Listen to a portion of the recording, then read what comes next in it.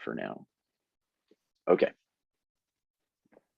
All right. Okay, so I am here with Jed. Jed is somebody whom I first saw on my friend Nate's Grail Country YouTube channel. And Nate and Jed had a really interesting conversation on the topic of, if I recall correctly, it was Sophiology and Bulgakov. I had already interviewed Nate in this kind of series of videos that I'm doing, or conversations. And I thought, why not interview Jed too? Because I thought the conversation they had was really fascinating. And so I've got Jed here. Jed, I just want you to kind of reintroduce yourself. We were talking to each other a little bit off screen, Sure. but kind of just briefly reintroduce yourself, kind of like what your beliefs are, and then we'll go from there. Okay. Yeah. So let's see, a little bit about me. That's kind of a weird place to start, but I would say, like, kind of like what we were talking about earlier, right? Who am I? Well, I would say, like, I take my own Christian identity seriously, like we were talking about. That I've been identified with Christ, right? That in that Galatians 2:20 sense of like what that is, one who has joined him on the cross and caught up in that story. So it's kind of the defining reality of my own story, is something that I've been involved in long ago, kind of thing. But like on the practical side, I've kind of bounced around career-wise, but mostly within construction, food service, did a little bit of education. Likewise, my educational interests. So my background was, when I was an undergrad, I was really heavily focused on Hebrew Bible, ancient Near Eastern studies. That was very much gravitated toward that, and still have a profound interest in that. But I would say, like, if there's a defining intellectual characteristic, is probably just curiosity. I wouldn't classify myself as highly intelligent, just very curious about a lot of things, and so like to explore, really the truth in all things. I feel like that's kind of an important thing, is that I take a kind of a totalizing view of logos, right? That is the underlying reality of all reality, which is Christ, which is a Christocentric thing. And so it's like, wherever I'm encountering the truth, I'm encountering him. So it's like, where can I find him? That's kind of the overall intellectual search and spiritual search, I would say, is bound up within that. And then likewise, I think that the Christian response is not only discovering the truth, but also bearing witness to it, right? So the truth is an encounter that's a transformative one. And that's come in the context of some pretty, like, angsty existential struggle. I'm bipolar, right? So I've dealt with that my entire adult life. I'm 42, and I think I was diagnosed at 22 or 23, symptomatic since probably late teens, early 20s. So a lot of my intellectual pursuits are bound in a more of a spiritual pursuit of trying to find some balance point within those extremes that I just experienced at the mood level, with the mood disorder side of it. And I don't look at bipolarity as necessarily disordered. It can become that way. It has certain pathologies that have to be dealt with. So it's a fascinating aspect of psychology, because what Dryden said, I'm probably going to mess up this quote a little bit, but great wits are near to madness sure lied. And there is something about bipolar disorder. I think they've even done studies in Iceland, where it's associated with creativity. What's her name? K. Redfield Jamison. Yeah. Yes, she wrote a book whose title was Touched with Fire. One of my favorites. Yeah. Yeah, and it is something like a condition of receiving inspiration from the gods. The divine mania, the divine madness. It's too much contact with reality in some sense. It's not strictly madness. No, well, not in this, not in like the sense of insanity, but you're in a different relationship with rationality than the typical way we conceive of it, right? Well, You're a lot of so-called normative psychological functioning strikes me as just insulation, and to that Yeah, extent, a deadening or a numbness to the insanity of what's around you. But I wouldn't. I'm not suggesting that reality is somehow fundamentally insane. mm-mm. Um, It's just uh, that consciousness itself is um, it encompasses a lot more than what can be perceived through, like, let's say, logical linear apperception, right? There's different ways uh, to enter into that broad field of consciousness, and so I think, like, people who have bipolarity, I think that we're just kind of wired to go into different ways of knowing, that some people sometimes would say would be delusional or psychotic, and that is actually an element of it. Like, I don't want to diminish that, but that's it would be reductive to say that is all that's going on in the way we process. So a lot of things will come onto me um, in kind of a revelatory force, right? Where, and it's not, and I'll find things that so I'm prone to kind of visionary experiences, like I have them on a regular basis. But I'll find oftentimes it's like, and I'm also a fairly rational thinker, so I'll interrogate those experiences with, with a lot of rigor. And what's interesting is that a lot of times what I find will be like a revelatory experience. I'll go back and I'll read somebody who's said something or thought something similar, right, in the past. And so it's realizing, like, now what I'm actually tapping into is something that has like, consciousness is also a collective thing. And so you're touching onto that reality and touching into the divine world. And I can't speak mechanically to how that works. I just know that in terms of functionally, I find myself in that space, which is it's a strange experience, because the rational aspect, like, I'm a fairly rigorous thinker. You realize, like, that it's not following those tracks, right? And so a lot of times, to discuss things at that level with somebody who isn't kind of familiar with that way of processing reality, it can sound crazy. well, you know what? I've been sort of open about my own. Um, uh, I mean, you would have to classify it as mental illness. I've had just unipolar depression ever Okay. since, pretty much unremittingly, to Okay. some degree or other, ever since I was in my early teens, 13 or Okay. 14, and um, and then on top of that, I had some other things happen. But what I learned along the way was that there is a really kind of false um, tendency or proclivity in our current culture to draw a line between normal thinking and then disordered or pathological psychology. There's normal psychology and then there's disordered psychology, and basically it's just whatever we have collectively defined right now in the DSM as these are our diagnostic categories. If you fall into any of them, then you're mentally ill.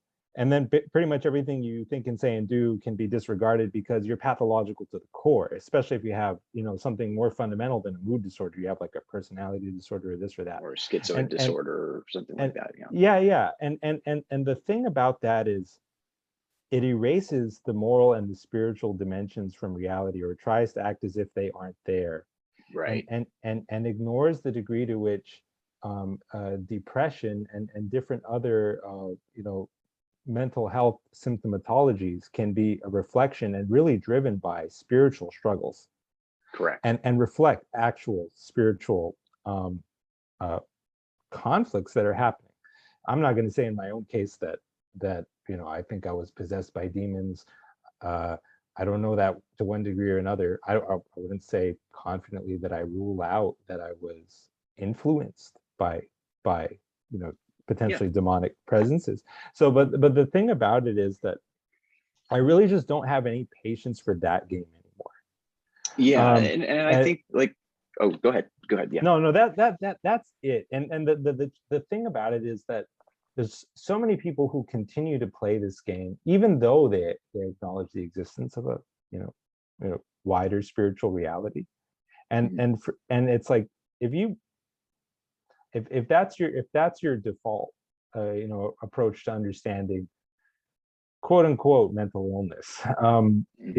and not seeing the the deeper levels of those phenomena, then you don't have your head in the game in some sense. Yeah, yeah. I was thinking about this actually. It had to have been yesterday. I was thinking about, and this will kind of connect to what you're talking about. So, like, a fairly common delusion that you'll see with people who are bipolar, schizophrenic, and it will be diagnosed as either psychosis or delusional thinking. Is people who have this experience of they identify themselves as Jesus Christ, right? Like that's a common delusion. And the tools of psychology as they currently exist are going to treat that as a pathology, right? And I think it does a disservice to the people who have that kind of an experience. I haven't had that kind of experience, but I mean, I've had similar ones, right? Is because psychology doesn't have the category to even begin to help somebody with that experience understand it, because I think there is a side of rationality that can help them, right?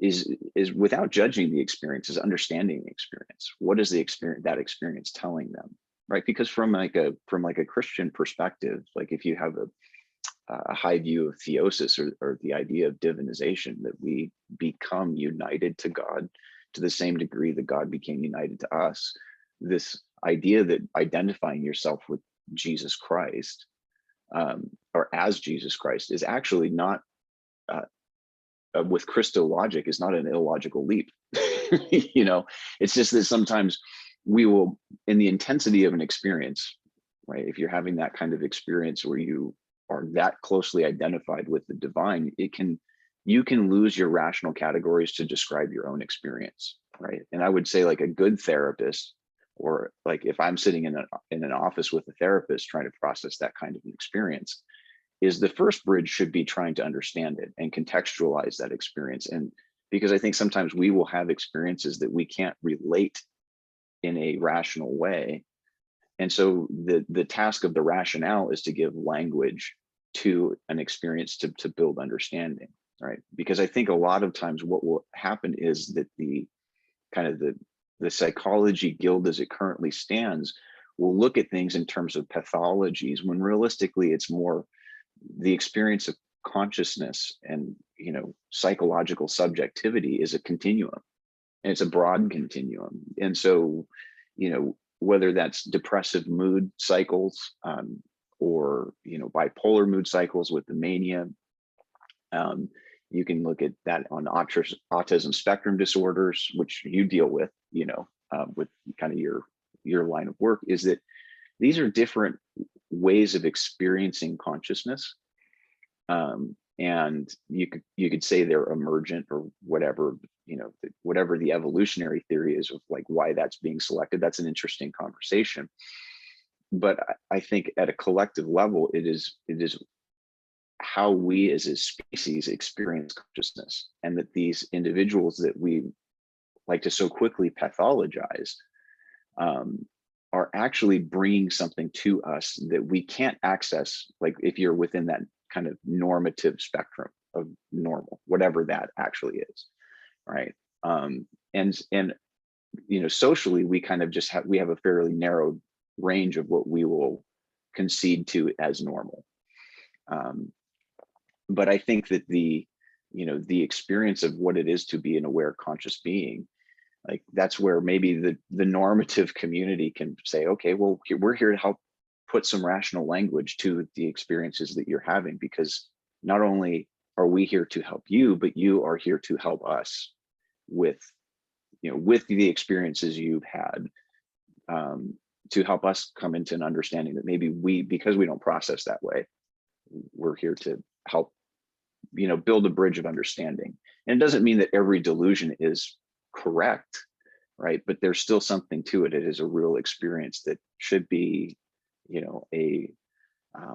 should kind of, there should be a space to be able to process through that in a way that is mutually beneficial, right? And so, so I think that whole experience is something that, because it's something so close to me, because I live in that reality myself, I think I'm a little more aware of, kind of the narrowness of some modes of accepted thinking are actually limiting beliefs, as opposed to a clear picture of reality. Yeah, I think you hit the nail on the head when you said that. They may not have the categories or the concepts to just describe their experience or what's driving them to do and say things like, I'm Jesus. And it's not as if the consequences of those beliefs are good either, or that they're substantively or wholly truthful. That's not the case either. But the point is, they are in contact with a spiritual reality which exists. And if we just write everything off that they're saying as like having no correspondence to wider reality, then we are ourselves sort of succumbing to what Steiner might have called the Ariemanic Deception. This idea that there is no spiritual dimension to reality. Someone who's talking about these things, hearing voices that, well, they're just purely in the land of endogenously generated gobbledygook. It's all just has an organic cause in the brain. There's no interface with anything around you. That is actually spiritual insanity to believe that. That is being out of contact with reality. That's not the same. That's not saying they're describing it well. That's not saying that they're even believing something which is wholly truthful or even mostly truthful. But it's like there's something much more complicated going on. Correct. And it meant the kind of mental health profession, to the extent that it can even be prescriptive at all. It's like when they just act as if this dimension of reality doesn't exist. They're not. Yeah, well, and I think that wise yeah. I mean, we're gonna look back on the mental health guild, and it's an important. And I'm not anti any like really treating mental health issues well. So therapy and medications and all that kind of stuff, like that's a part of my story too. So I don't have a problem with it. But we're gonna look back on it and look at it as like bloodletting and leeching, and it's still in a pretty barbaric stage right now in terms of how it's just a cumbersome instrument. And I think like those in the field that are aware of that are ones who do the least harm, because they understand like, hey, they're when we're dealing with the nature of what the human is, that's still a big open question. And so for a little bit of intellectual humility. And I've noticed that in therapeutic contexts, is like the difference between a good therapist and a bad therapist is really the grid that they're bringing into the therapy. And if they think that they have the answers,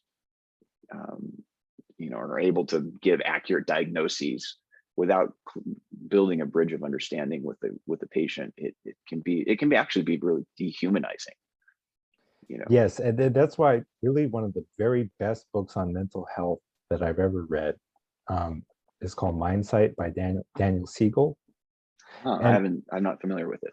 Well, that book talks a lot about mindfulness, but the idea there, is just like you have to let your mind become quiet, and you have to be able to listen to what's actually fundamentally going on inside your own consciousness, as opposed to letting your kind of egoic chatter spin a little narrative and then just you're running away with that narrative, right?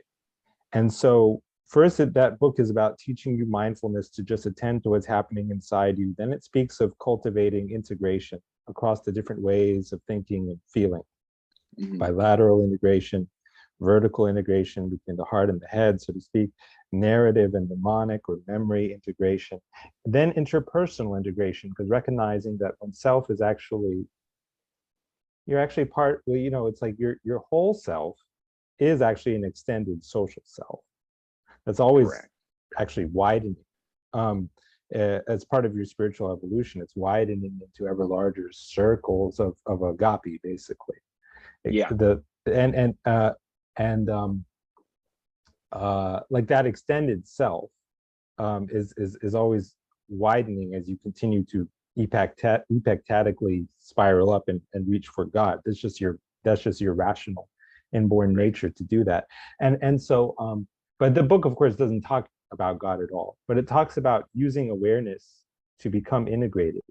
And then once the other kinds of integration have been substantially achieved, a larger or meta integration called transpirational integration takes place. And that's where you kind of, where the soul moves outward and finds itself in the other. Mhm. Like one of the things I Yeah. told Well, my and friend I Luke, think I think God is an extrovert. That's also God's consciousness is moving eternally outward. But I have weird and interesting thoughts about like sort of the nature of God's consciousness. I think there's one way in which it can be described as a kind of uh, uh, uh, a sublime apatheia, a kind of like neither nor, limitless, absolutely absolute. You might say Mhm. that's the Father in some sense. But Mhm. then there's also the Son, which is like everything in some sense. Uh, Mhm. the logos is sarkos. That is a finite consciousness. Why? Because consciousness is A, reflexive. It takes itself as an argument. And B, whatever is in consciousness is bound and defined, because whatever is truly unbound or undefined is neither X nor not X. It's a contradiction. It's the one thing that can't be in consciousness. So it's a dynamic, um, Mhm. as it were, dialectical process. Yeah. But this consciousness in which we live and move and have our being is kind of, it's ever broadening into it, and ever expanding in love and loving relationship, Mhm. and but like kind of the limit that it's seeking, it has a limit or a horizon of horizons that it is seeking, and you might call that the Father in some sense. So the Mhm. consciousness is like a dynamic between the infinite and the finite, the undefined and the defined, Mhm. and you know, that's what consciousness is. Mhm. Uh, and yeah, it's a kind of Trinitarian way of looking at it. It's Yeah. a way of looking at it, Yeah. And I think, I mean, I think it's interesting that you bring that up, because I think that is, it's an important, which is it's an all of which important is just to area. say, sorry, the all of which was just to say that I do think that there is a sense in which one can say of God, if you will, God the Son, but the logos is sarkos kind of Son, the Richard Rohr kind of Christ, um, Mhm. that it does have God does have experiences, like he is a consciousness that has dynamic experiences. But anyway, please Yeah. go And on. well, I think that like um, I think probably where I might differ, like in terms of emphasis on that kind of a question is, um, I do think that like the sophiology approach to like a Sophianic Trinitarian approach is, um, it's it's uh, already a dialectical, like there's already a dialectical interplay between hypostasis and essence, right? Um, that it entails a kind of a dialectical monism, and the driver of that dialectical relationship in God is already relationality all the way down, right? Is that the Father? Uh, I would say like the life of God is Sophia, right? The essence is Sophia. So the Father is the fountainhead, the origin of all divinity, logically speaking, right? We're not talking temporally here. But that's generative of the Son, right? And the procession of the Spirit is all bound in this kind of this Trinitarian dance that is the life of Sophia, is the divine life, right? And what's pre-contained in that is all that God loves, Well, all that God loves, God becomes or is. On the finite plane, that's that is the end of the story is divinization, and that within God, the consciousness that God possesses is his love for Sophia, right? If you're looking at it in a hypostatic way, is this love for the divine persons, the love for the divine life, and the actualization of that in the multiplicity of finite things. And I think it's an important thing because the Christian tradition is still something that is an unfolding, right? And I think what sophiology allows us to do is to further explore that connection between the finite created reality and the creator. And that if the Sophianic vision is true, then the finite reality was always already pre-contained within the infinite, within the life of God. And because there can't be anything that in God that is ultimately unactualized, right? That gets into, simplicity and the metaphysics of the divine act and that kind of stuff. See, the thing is, there's some aspects of these things which I've just never really bought. Like I don't really understand the idea of an actualized infinity. To me, that is just straight up a contradiction. Because on some level, it's like the fundamental reality criterion is whether something is in consciousness. And like, because like to be is to be perceived, in other words. I don't really believe in kind of mind independent reality, and I've sort of earlier podcast episodes I've talked about why. But the thing is, if one speaks of consciousness, then one also implicitly speaks of unconsciousness or the undefined. And so there is a meta sense of reality or being that the undefined has as soon as one speaks of consciousness as a realm of logical definition. So the thing is, consciousness can be, as it were, temporally or metatemporally infinite. It can change over something like time. But the thing is, the contradiction lies in speaking of something that is like, as it were, actually, i.e. spatially or synchronically or instantaneously infinite. It's an act of conscious apprehension that is already infinite right now. To me, that does not do. To me, that's and I would say like that, and an either nor. That's the one thing that. But the thing is that if that is just contradiction, then that exists as the limit of conscious transformations. And I think that's not really my idea. I was really influenced by a guy named Chris Langan on that, and he's influenced a lot of my thoughts about this. But anyway, go on. Yeah, and I think that the question of the infinite it's still, I don't think that in terms of Christian theology, even, that we have really begun to step into, Aquinas does somewhat, you get some, I would say, like in like Gregory of Nyssa, you get some of that, a much fuller understanding, but I don't think that we have begun to explore the nature of the finite versus the infinite, and like like the Tao that can be named is not the eternal Tao, right? What I'm talking about is not what I'm talking about. I have a theology with pretensions to a kind of technical description of spiritual reality, but at the same time, I begin with the supposition that God is ineffable.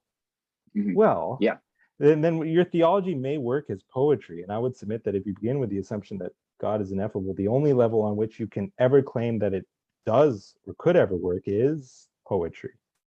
And I think that the aesthetics of the infinite, that becomes, because we want to come with like stable ontological definitions, right? And that's always going to prove elusive in terms of, how far we can push our language for the infinite. But in terms of our experience of the infinite, that is where the poets are the prophets. Well, this makes me wonder if you've read or tried to read David Bentley Hart's The Beauty of the Infinite. I have. It's been a while since I've read it, but yes, I see. The thing is, it's a verbal thing, right? So it's like the Tao that can't be named is not the eternal Tao. So like on it's a first order, second order thing, to just kind of borrow some kind of analytic philosophical language. But it's like a first order, second order distinction such that the only limit we may put on this is the second order limit, that on the first order level of predication, there are no predicates, which are always limits. And that's what it is. So it's like there is something obviously about God which is always going to be a moving target. And if you like, if you say that it is this, it is a moving target, but I also can't predicate anything, onto God, then there's a problem. There's a contradiction there. But at the same time, if you think that you can kind of like exhaustively or define God in every sense, so that word of that reality, you can't do that. So you got to be careful with language. A lot of it is just it's in my opinion, it is kind of well, and that's where I think the poetic is like T.S. Eliot in Four Quartets, picks up on the long tradition going back into Dionysus of the Areopagite of the divine darkness, right? And the Areopagite, he'll talk about it in terms of the dazzling darkness, right? And in his long discussion on the divine names, like everything that we're attributing to God, in God exceeds any comprehensibility, right? And so to know that darkness, to be able to, you can know it, but it's not in a rational sense. It's something that is a participatory reality, that you are participating in a mystery. It reminds me of the line from the Tao Te Ching where it says, it's like, know the white keeps the black. You can't know it, but you can be it. And you can incarnate that reality. You can incarnate it, but you can't. There's an ineffability to straight line logical expression. And again, there's a potential linguistic confusion here, because I think that the way that some people talk about it, it's almost like they're saying that God is incomprehensible in principle, like where he's illogical in principle. And I don't really like that, because it almost suggests that God can't understand himself. And because like the thing is, it's like, God can't create a square circle, but if he's also like completely incomprehensible in principle, then he can't even understand himself. But I think what they mean is, we in practice can't understand God, except in these kind of very sort of mystical and transcendent experiences that are participatory as well as propositional. But I wouldn't say that God is fundamentally illogical or beyond logic. That's a mistake. I think Christ is logos, like, yes, it militates against anything that logic has a relationship with illogic, because predicates are defined under complements. You can't speak of logic without, it's like you can't even define logic without reference to contradiction, because logic is the art of reasoning while avoiding contradiction. So the thing is, meta logic, if you will, it does have a unity of opposites type structure, but the logic part is there. That's why I like something from Langen, where he talks about what he calls almost like the minimal form or structure of consciousness, which he calls syndiphionesis, difference in sameness. Every time you have two relata or relans between which you can draw a relation, even if it's a difference relation, that means there is a more fundamental medium underneath them. And so, he calls this multiplex unity, and that it has a synetic and a diffionic aspect. It just means there's a sameness seeing aspect and there's a different seeing aspect. And at the bottom, the identity of identity difference. There is unbound telesis, which is like informational nil constraint, and then there's bound telesis, which is like informational constraint. And then underneath them is, again, unbound telesis or informational nil constraint, because the only thing that can lie underneath X or not X is X and not X. And so in the diffionic aspect, they're different. In the synetic aspect, they're the same. This whole thing he calls multiplex unity, or mu, which is like the minimal form of consciousness, and it's like most primal level of irreducible identity. And I like that, and I would just see that as Trinitarian reality, which is like somehow built in to the structure of consciousness itself. Yeah. Yeah. And I think that there is such a thing as irrationality and illogical, where you're really veering off into things that are not actual possibilities, whether that's, it's not possible of God or not possible of the created realm. But where I tend to look at like the question of like divine transcendence is not that it is irrational or illogical, right? But there is a supra rationality to it, like a supra logic to the divine life that cannot be contained within rationality as we experience it as finite creatures, right? But that doesn't mean that there is not correspondence between the finite and the infinite. Like they're bound in a dialectical relationship with each other. And Yeah, and there is like a perfect apprehension of things which God has. And the yeah, things our understanding is on a continuum with that. It's yeah, not like God has reason A and we have reason B and never the twain shall meet. Any more than right, it's true that God has goodness A and we have goodness B. And from our standpoint, God's goodness looks like hideous, cruelty or whatever. yeah, It's not like that. They are on a continuum. yeah, But you're just saying that like the theologically true description is not one that we should expect to like exhaustively um, describe and define within our natural language and our human well, concepts. and why would you want to? Like, I think that that's, if you look at the nature of like epictasis and the idea that we are growing, it is like an everlasting entelechy into the divine life, right? That comports well with kind of our own creaturely love for novelty, right? Is that there is a new discovery around every corner, and there's no limit on the discovery of the mystery of Christ. There's no discovery on the mystery of the divine nature, and that's also, there's no limit on the discovery of what it means to be a self, right? The self is not, that's I think probably the most critical error in modernity, is that we have kind of partitioned off our ego understanding, right? That doesn't understand the self is a much more permeable category than we're willing to necessarily admit. But you look at like a poet like John Donne and his poem like No Man is an Island, right? He understands that reality. Now he's not giving you a logical discourse on that. What he's doing is he's showing it to you in the imagistic form of poetry, right? Send not for whom the bell tolls, it tolls for thee.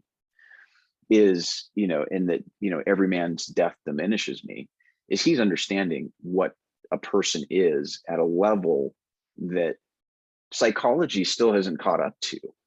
Oh, so this is so good because, and I'm abandoning any pretense of this being sort of like a biographical interview at this point, and I'm sorry, but it's just because you're so conversant with these ideas that the temptation to jump in is irresistible. Yeah, But go for it. it gets into that Mindsight book I was talking about, right? And Christ, of course, said that it is more blessed to give than to receive. And I've been thinking a lot about that. And I've been trying to go to the internet, which is not always, of course, the place for answers, but to put it mildly. But You might get a bad answer, it'll take you to a good answer though. That's kind of how I find it. and so the thing is, I was looking for explanations and nobody can explain it. And I've been thinking a lot about it. At like why it is that only focusing on the self, as we sort of egoically understand it, is death spiritually. It always leaves one unfulfilled, and why it is that, like Scrooge, after he's visited by the ghosts, he finds his true self in the other, and he's liberated by being able to love something outside himself more than himself. Why is that? What is this psychological reality?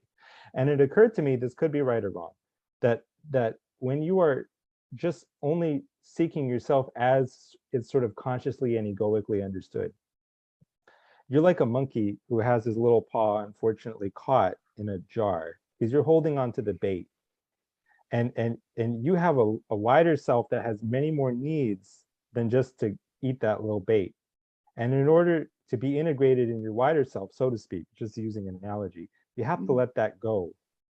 because like in our case, subconsciously, we are at a level that exceeds our conscious, understanding, but is sort of subconsciously recognized in our most whole or integrated self, like what we could become.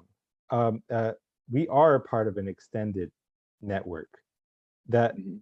and it's like on a deeper level that we don't understand, we do love our neighbor, or at least we love the person, whose car broke down, that whom we're driving past, or we do love the person for whom the bell tolls, and and so because this is like already reality, um your true happiness, your true self, is found in emptying that false self and laying down what it has, and sacrificing for that greater value, which one sort of already understands that one can reach, but it's a you have to sacrifice the false self to reach that. Like my friend says, it's henosis, or union by kenosis, by emptying or by Yes. subtraction. Yes. And Well, and and I think yeah, go that ahead. it's the like the where I'm coming to in terms of like the understanding of the ego. And I think I talked about this a little bit with Nate as well, but it's a kenotic egotism, right?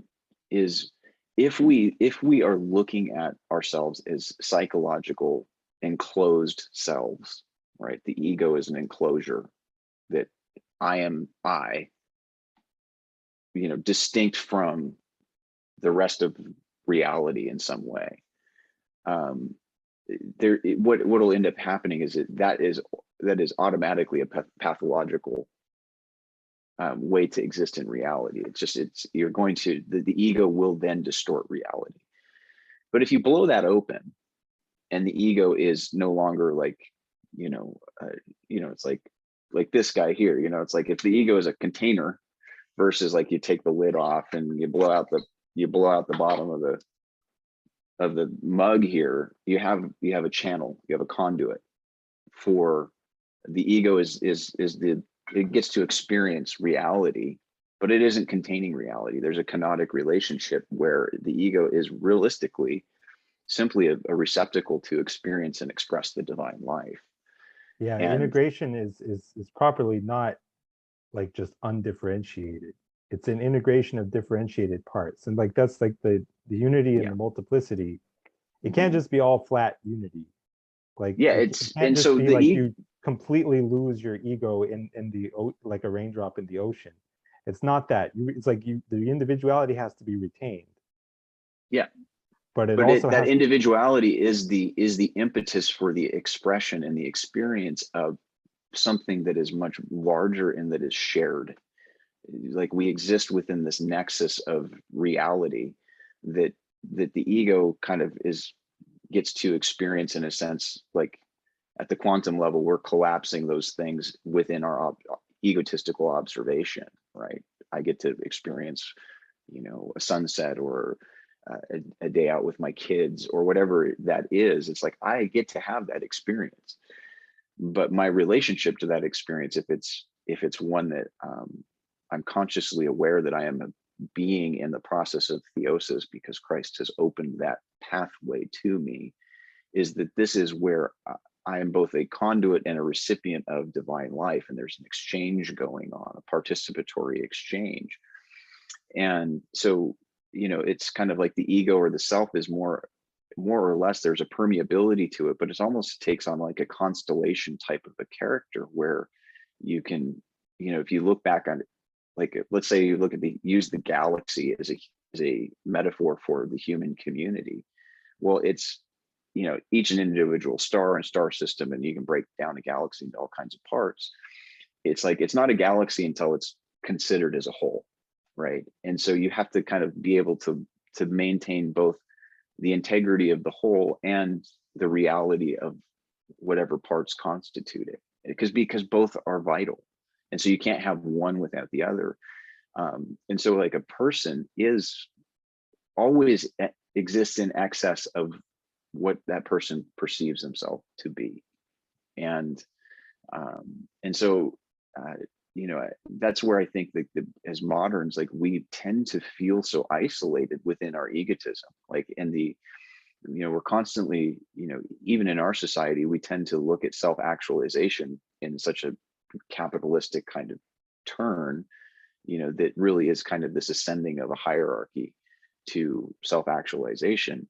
And I think that that's almost entirely wrong, right? We actually have, we're sketching out the wrong idea, is that the experience of the self is already and always has been a gift, right? And so it's not about, if there is any hierarchy, it's an inverted one, right? If you want to be great, you have to become the servant of all, right? And you have to be able, but to be able to do that, you have to exist from a kenotic standpoint, where I am in the position where I have received, and what I have received, I am giving, right? And that's the posture of being. And it's really, it grounds consciousness. The first movement of consciousness is not knowing, it's loving. And then loving gives a context for knowing, right? And so I think that, like, the fundamentals of consciousness, actually, we're kind of looking in the wrong spot. You know, that's kind of just my own intuitive sense of where that field should be looking, is actually looking at something more fundamental. And because I think, like, in terms of, if you want to describe it in more rational categories, like, if the subject-object relationship isn't one that is predicated in love, then there is really no way that, then they're going to take on an antinomic character, and you've created kind of the fractures in the consciousness that we currently experience, where, you know, this, not that, becomes the way our world works, as opposed to this and that, right? And that there is a place for everything. So anyway. Well, I think that you hit the nail on the head when you're talking about our sort of modern condition as diseased in a sort of Cartesian way.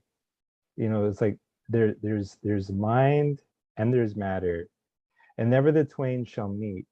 And then the modern project is or it was, I think they're actually sort of cottoned on now, but the project was, at least for the time, in the days of baby boomer materialism, to reduce mind to matter. And before that, you had actually a wiser kind of understanding of things, like the Bishop Berkeley idealist understanding. To be is to be perceived. And it's like, in some sense, matter is an argument of mind. That's wise, but the thing is, if you say, if mind and matter are defined on each other, you know, but then you say that everything is actually mind, then you have a predicate that is meaningless because it has no complement. Mm-hmm. And so the mind and matter, they have to reduce to something more fundamental, right? Mm-hmm. And for Langen, whose ideas I'm influenced by a lot, that more fundamental medium underlying mind and matter is language. But for Langen, everything is a language. Like, laws of physics are a language. You're a syntax. You're a law. You're a language. The activity of your neurons is a language. It's a neural language. Mm-hmm. Our natural language is a language. So for him, absolutely everything is a language. And so that's another way of saying that, like, just drawing it, like, everything in consciousness is a language. So language equals consciousness on some level. Because the definition of language is so wide as to encompass every phenomenon in consciousness. And so that's like drawing the link between consciousness and the logos, and it's saying that basically, yes, it doesn't do to say that everything is mind as opposed to matter. You know, they have to reduce to something like more fundamental than either. But what that does reduce to ends up being much more like mind in the sense of consciousness. And it does yield a reality which is representational through and through, where every things are words representing other words, which in turn represent other. There's not like a static sort of materialistic ground that.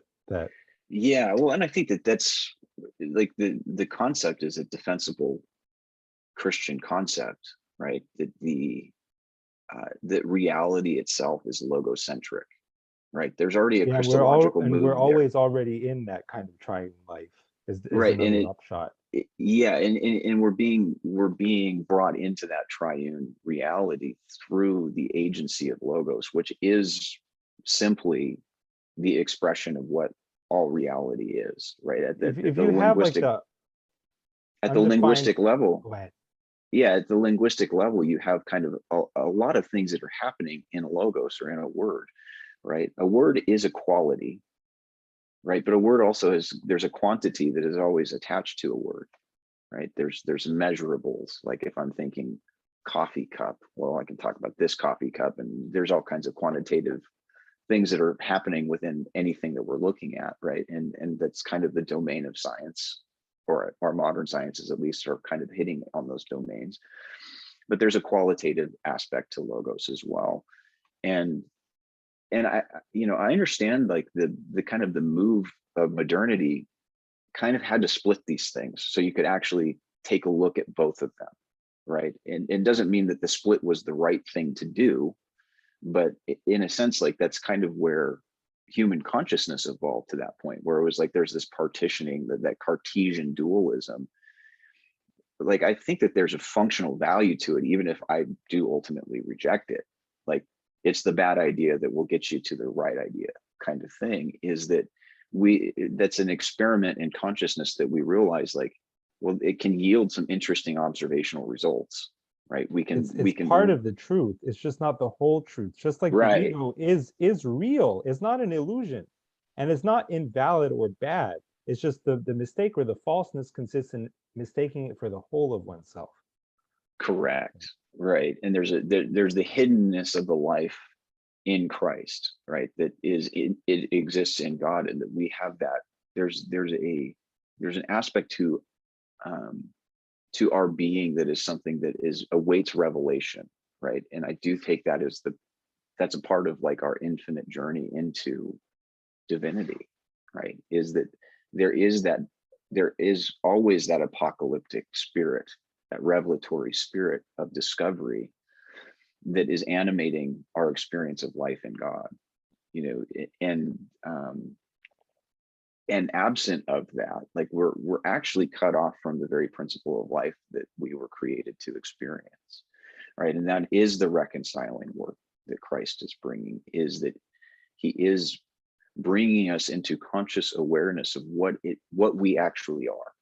We are modeled and patterned. Our existences were imaged forth in him, right? And so if we want to look at what it is that we actually are, we actually need to look to him, right? He's not just, the kind of the move in Christian thought has oftentimes been so to push God to such a transcendence that we don't actually have to deal with the imminent realities that his self-disclosure in Christ actually implies for us.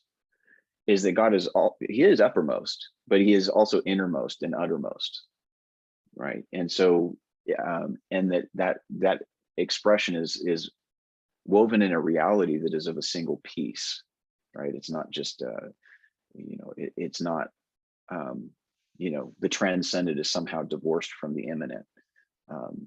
And so, yeah, I'm all about metaphysical transcendence and pushing those rational categories as far as we can take them. But if in doing that we have pushed God outward to where God is out there and we're down here, then we've kind of missed what it is that really what life is actually about, right? And we've removed that kind of that relational quality of reality, the participatory quality of reality that will always be mysterious, but it's a mystery that's not one to be resolved, but to be lived into, lived into the mystery. And I think, a lot of times it's not always the intellectuals that do a great job of actually living into that, right? And a lot of times, I mean, for me, that's where the poets and the artists are so important, because they're intuiting that at a level that that we don't get in theological or philosophical discourse. Jordan Peterson talks about, Lucifer is a bright light. He has a great intellect, but his temptation is to fall in love with the product of his intellect, and mistake it's part of the truth, but he mistakes it for the whole truth in some sense. It's the either or without like the both and. So the thing is, I was talking about this with Luke, like how kenosis by kenosis is the pattern of eternity, like emptying this false self in order to find your true self in the other, or in some kind of wider ring of relationships, and how it's like if you don't sacrifice that if you will false self, the collection of values that you think is going to make you happy, for the kind of like entry into the unknown and the unexpected and the uncontrollable, that leads to a kind of stagnation, where it can't be revivified by the entry of some kind of unknown and dynamic element. And so like that's kind of the link between or they understand, like that's a way to understand Satan, where you draw a link between not giving up, not sacrificing the self for the other, but also not sacrificing the known for the sake of the unknown, and not allowing the dance to continue in the way that it must, which it can't be like this kind of cookie cutter, predictable, identical repetition kind of thing, to borrow some phrases from Nate. Yeah, well, and if you look at Satan as, I think, the kind of the darkest it's like kind of a failed hypostasis, right? Satan is egotism, that is seeking to it's egotism in search of theosis, right? Is like this self-contained I that will become divine, right? And there is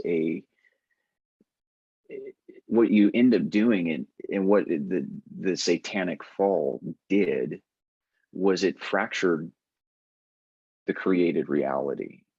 It put it into a different kind of a paradigm. And so I think like the idea of Satan as kind of this demiurgical force within personal force in the universe. And I do take Satan to be a person. Like I don't have any problem shying away from that concept. I know some people want to keep that as an abstract concept, and I don't actually hold to that.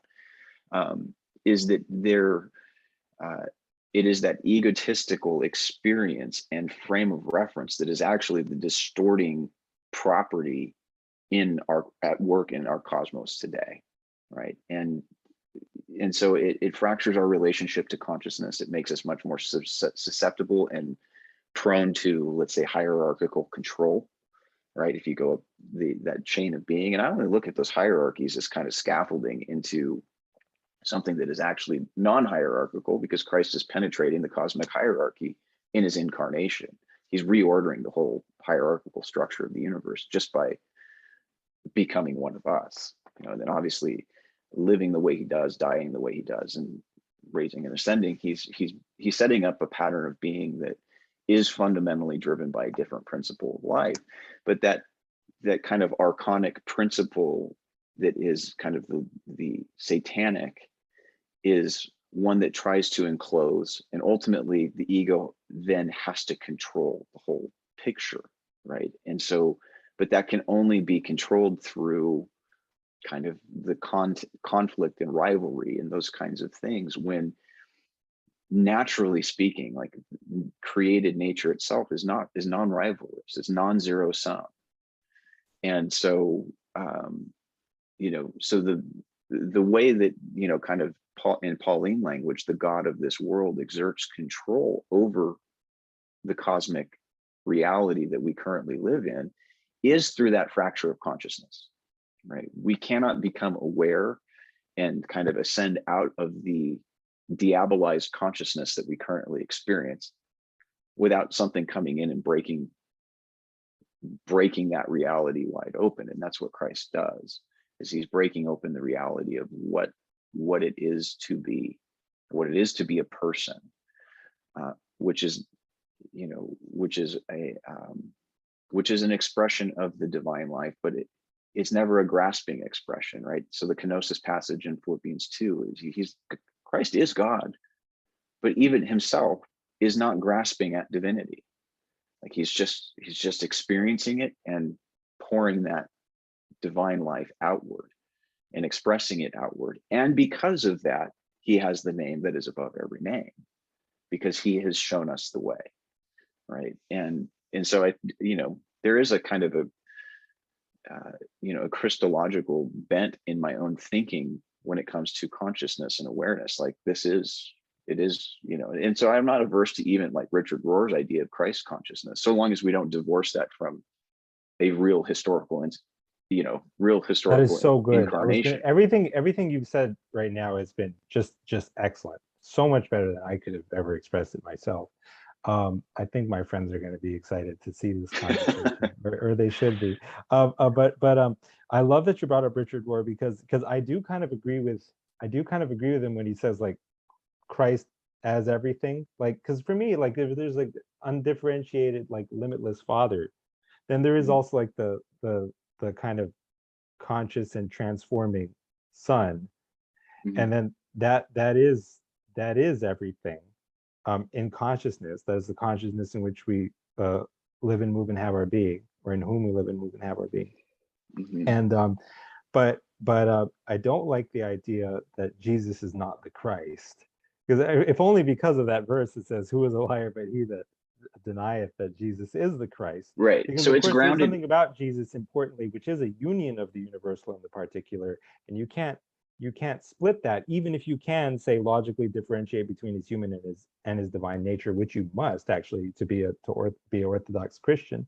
So I'm really glad that you brought that up, because I wouldn't want it to sound as if I'm 100% on board with Richard Rohr, because I don't deny that And Jesus is I the don't Christ. I think his language tends to, like, the one criticism I would have of Rohr and that the whole kind of field of Christ consciousness is anything that abstracts that from the particular and concrete reality of this one that's born of a virgin, and that suffers under Pontius Pilate, crucified, dead, buried, etc., like our creedal witness, right? I don't think that we can divorce those two realities. Now, if you want to, you can ascribe to Christ consciousness all kinds of wonderful things that are actually true, and that there is that christening or anointing that we share in.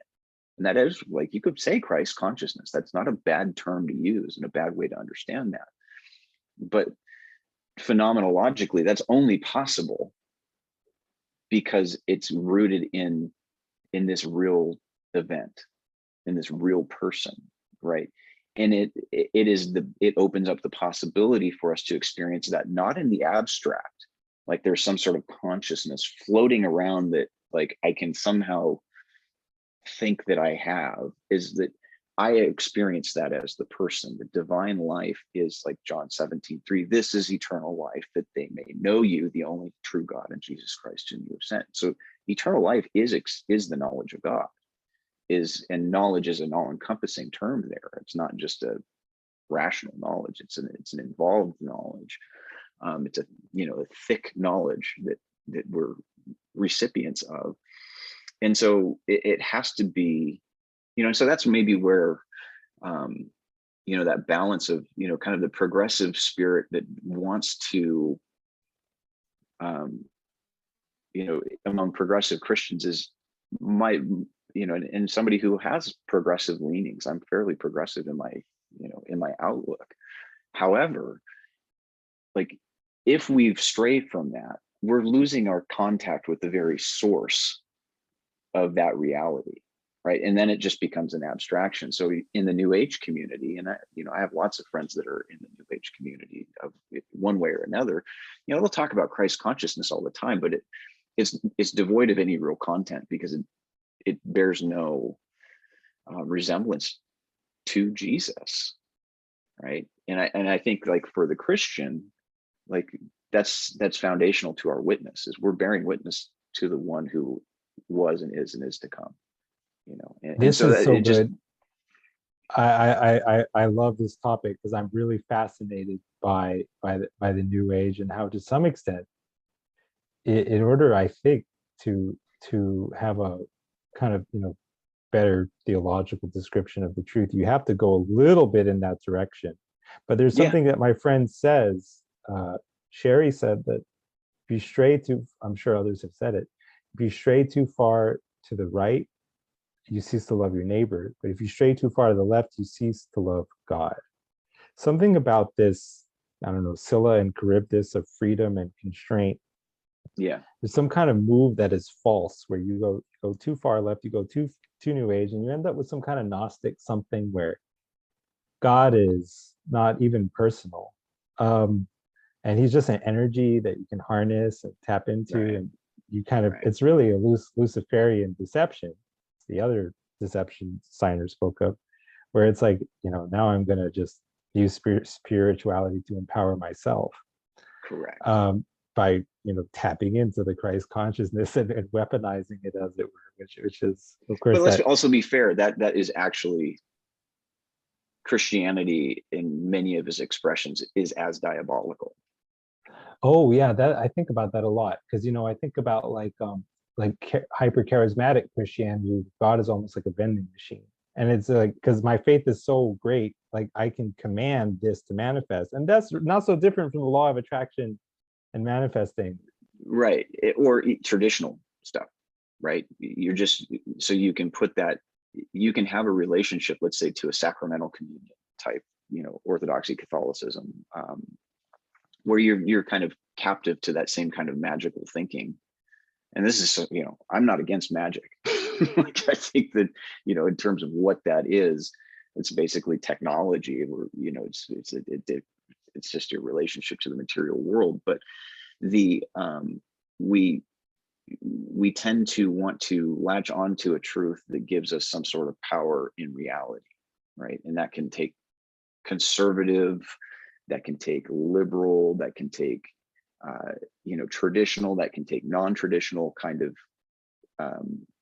manifestations. It can look differently across the spectrum. And so this is where I just feel like it's almost like, so for me, like, I probably, if you were to describe my beliefs, it's like I'm trying to push into something that I see and perceive very much as Christianity for the age to come. And so in that sense, it's a new age Christianity, right? Is that our relationship to Christ enables us to see the truth in all things, right? So somebody could, in a sense, be if Christian is the primary identity, you could take on a marker of, well, I'm a Christian in identity, but my practice, like my spiritual practice, my meditative or contemplative practice, may look more Buddhist, may look more, Muslim or whatever, because these are all just different ways of connecting into that reality. You realize they're spiritual and religious technologies, in a sense, right? Meditation, or going to a cathedral, or whatever it is that we're, that how we're connecting into that. But if it's Christocentric, that's rooted in a real incarnation, it just changes your relationship to any of those domains of thought. If you're looking at it at a social spectrum of liberal and conservative, or liberal progressive, or conservative progressive continuum, it's like, well, then you can begin to see value in those perspectives that doesn't put you in a position where you have to be married to one versus the other. And you can be a little bit more, you can take a wisdom approach to that, right? Well, does this particular situation call for a conservative approach, or a retrieval from the past? What does our past have to teach us about our present that we can actualize in our present? Or maybe, the more of the progressive side, does this situation call for maybe more of a progressive solution? And the answer can be both, but it's how you're putting those together. And so My approach is kind of, at its core, I would want to, or I would aspire for it to be radically Christological, first and foremost. And I feel like from that position, if you're anchored in, identified and rooted in Christ, then wherever your exploration takes you, if that is your first principle, like you're walking on safe, you might be walking on a tightrope, but it might as well be as broad as the universe itself, right? As long as you can stay in that space of, this is an incarnational Christological approach, then how Christ is incarnated in those realities then opens up to us. And so I think that Christian testimony and witness can open into a non-adversarial relationship with any number of schools of thought. And in a sense, we're inviting them to see that in a Christological key and discover themselves for the first time. Right. So like with a new age, in a discussion with like a new age friend, I might hone in on that concept of Christ consciousness as an opportunity to demonstrate that, okay, let's accept the validity that that's something real, that you're describing something real. How is that real, and how is that possible? So for me as a Christian, I'm going to say that's an incarnation. That's only possible because of the incarnation. Let's take a quick break, if you don't mind. Sorry to interrupt. Yeah, no problem. Actually, take a quick break here. Yeah. Let's see. Do I just hit the end button? I'll pause. Okay, right. So sorry for the interruption. Let's see. I'm really fascinated with where this is going. I really do tend to agree that the logos is universal, and it's not so much that other religions are false as that what's true in them is true and what's false in them is false. And that on the whole, I would say the language of Christian theology is a more sophisticated language for describing spiritual reality than any other language that is on offer. But there's also wisdom to be mined in the other languages, and there are things that they do well, kind of like how different coding languages, they all have strengths and weaknesses, from the standpoint of computer programming. But I wanted to know, like, sort of how wide is the range of ideas that are compatible with Christianity? For example, I was raised in a religion that believes deeply in reincarnation, and a lot of people in the New Age, of course, believe in reincarnation. For me, I guess I'll just lay my biases on the table. It rubs me the wrong way. I don't like it. I've talked a lot about the ways I don't think it makes sense, and it's kind of anti-personal or even sort of anti-incarnational. But I know that there's kind of people who want to expand, into other religions and see what they can offer Christianity. They do kind of sometimes gravitate toward a Jewish model, or just like a kind of meta-religious model of reincarnation, where like there's levels of the soul, and kind of ends up being described in ways that no longer even sound like reincarnation to me, because to me it's like reincarnation proper is iterative. Like it happens in a succession, but the way it always ends up is like there's a higher self experiencing multiple lives simultaneously. And I'm no longer sure what's iterative or reincarnational about that, but yeah, I don't know. I wanted to see, what are your thoughts on that idea in particular, and then we can talk about that's such a rad question that you ask. I don't know if we're going to be even like necessarily in agreement on this, but I'll be happy to kind of share my views there. Sorry, I take these nicotine patches. Some vices die hard. So like I'm inclined so let's say, I want to back up to something that you had kind of said, that like there's truth and falsehood in every religion, right? Religiously considered, Christianity is not immune from that, right? Like if we're taking a Christocentric, logocentric view, there are things that Christians have, even dogmatically stated about reality that cannot possibly be true, right? So like infernalism, for example, that can't be a possibility. If we're wanting to ascribe, you got me there. That's the one I'm most inclined to reject. yeah. And so like the because I mean, if you're going to ascribe to God certain things, right, goodness, love, power, any of the things that we want to ascribe to God as existing in this kind of divine simplicity, like you're going to end up having to equivocate somewhere, even with like the typical Christian story that we're used to telling each other. So I think that if we're looking at Christianity as something that is flowing from and associated with the very real historical incarnation of Jesus of Nazareth, that's going to be a critique that's going to extend also into Christianity, but it extends into every religion. Because I think the question to me then is, if we take Christ as logos, like the scriptures teach us, then anything that is true is going to have a kind of a harmonic resonance with logos.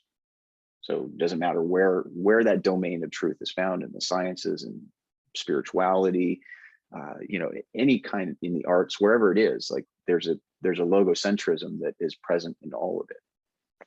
And so to me, it's like that none of those domains of knowledge or understanding to me are off limits for the Christian, if you are operating with a proper understanding that Christ is the incarnate God and is disclosing the nature of reality to us in that revelation, right? But when you come into questions of like religious and spiritual phenomenon, right? To me, there is probably more like just the fact that there is like a continuous school of thought that is going to affirm some kind of reincarnation. I won't necessarily grant that the way they're describing reincarnation is accurate, but I'm also not going to be one who would say that there's not a there, like that they're not describing something that there is a real element to that phenomenon. Now, how do you square that with kind of the incarnational side of what Christianity is claiming, right? That you have a real personal existence that is tied to this incarnation, right? Or that you were created from nothing, for example. Because, a lot of religions, well, at least the one in which I was raised, the reason they believe in reincarnation is their belief that the soul can neither be created nor destroyed. The soul is as eternal as God. Right. And so those would be like areas where I would say, like within that kind of an understanding, I would say like, well, there would be some pushback there. Is I would say like creation out of nothing is something that is kind of an axiomatic reality that the Christian is going to accept in some way, right? So, and I also don't mind framing pre-existence in a certain way too, but that again, I'll push that into a Sophianic understanding, not necessarily, that's another discussion. But yeah, I so the have to question admit of that like, self pre-existence is another thing that's like one of the basic conceptual difficulties that I have with reincarnation. What I'm concerned about with it, maybe you can help me understand the there that is there. But what I'm concerned about is that every time you press on it, it retreats into mystery. It says, no, it's real, trust me, but you need to have had certain experiences to understand it. Even though logically you can never make any sense out of it. To me, right, that's the red flag. So I think like the kind of like, so let's say like, let's start with the kind of reincarnation I would be inclined to reject, right? Is the kind of reincarnation that is already operating off of a diminished understanding of what the self is, right? So it's like my psychological self is getting recycled through different multiple lifetimes. I don't think that there's any way within a Christian metaphysic that is defensible, right? Because I do think that we have the question of identity then does get called into question. Like, what are we? Well, if we're made in the image of Christ, then we have a stable, solid personal identity, right? That is tied to this incarnation, right? So granting that, like, I don't see the idea of like my multiple past lives, if I've had them, right? Or if somebody has had multiple past lives, it's not as it's not the reiteration of the psychology of Jed Pascal, right? I don't think that that's how that could even work. The question is metaphysically, how could that be possible? And I think that's where you get into like, well, what is the soul? You know, what is the psyche? Because I do think that there is a psyche component. Like how, you know, how are the scriptures understanding that? And so that will be kind of the starting point that I would start from, is like, well, what is the Bible saying about soul, whether that's nephesh in Hebrew or psyche in Greek?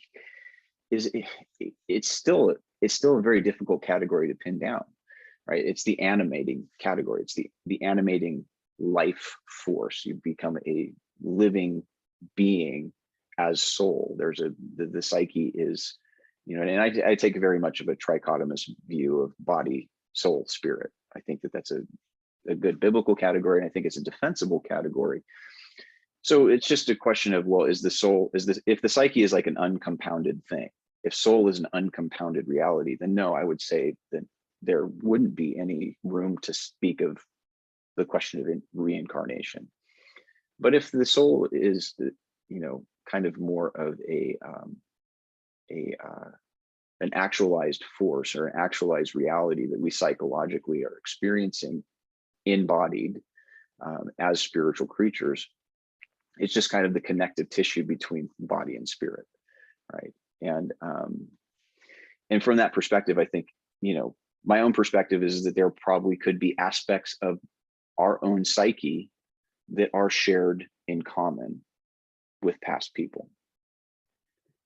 And I would say that that is actually something that we experience in an everyday kind of way, and we don't even really think about it, right? Think about an author that you have been particularly profoundly impressed by and has left their imprints on your thinking, right? Well, in a sense, you are sharing in their life, right? That past life becomes a part of your present life. Like, so if somebody's like a big C.S. Lewis fan and likes to talk about like the Space Trilogy or Narnia or some of his more apologetic works, that becomes a kind of psychological identity that people take on because of the life of somebody prior to them. So we're already connected at a very foundational level. So the idea that there's some sort of energetic exchange across time, I don't have a problem with.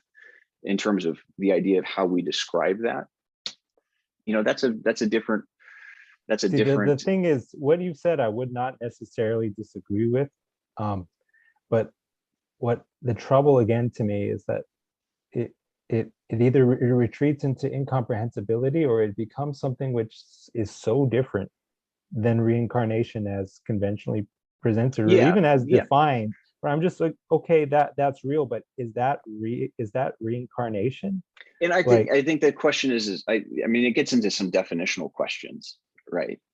But you know, again, it gets into, you know, the broader like on contention that I would have is that you share the same soul with everyone, but that's like another way of saying like you don't share it with anyone.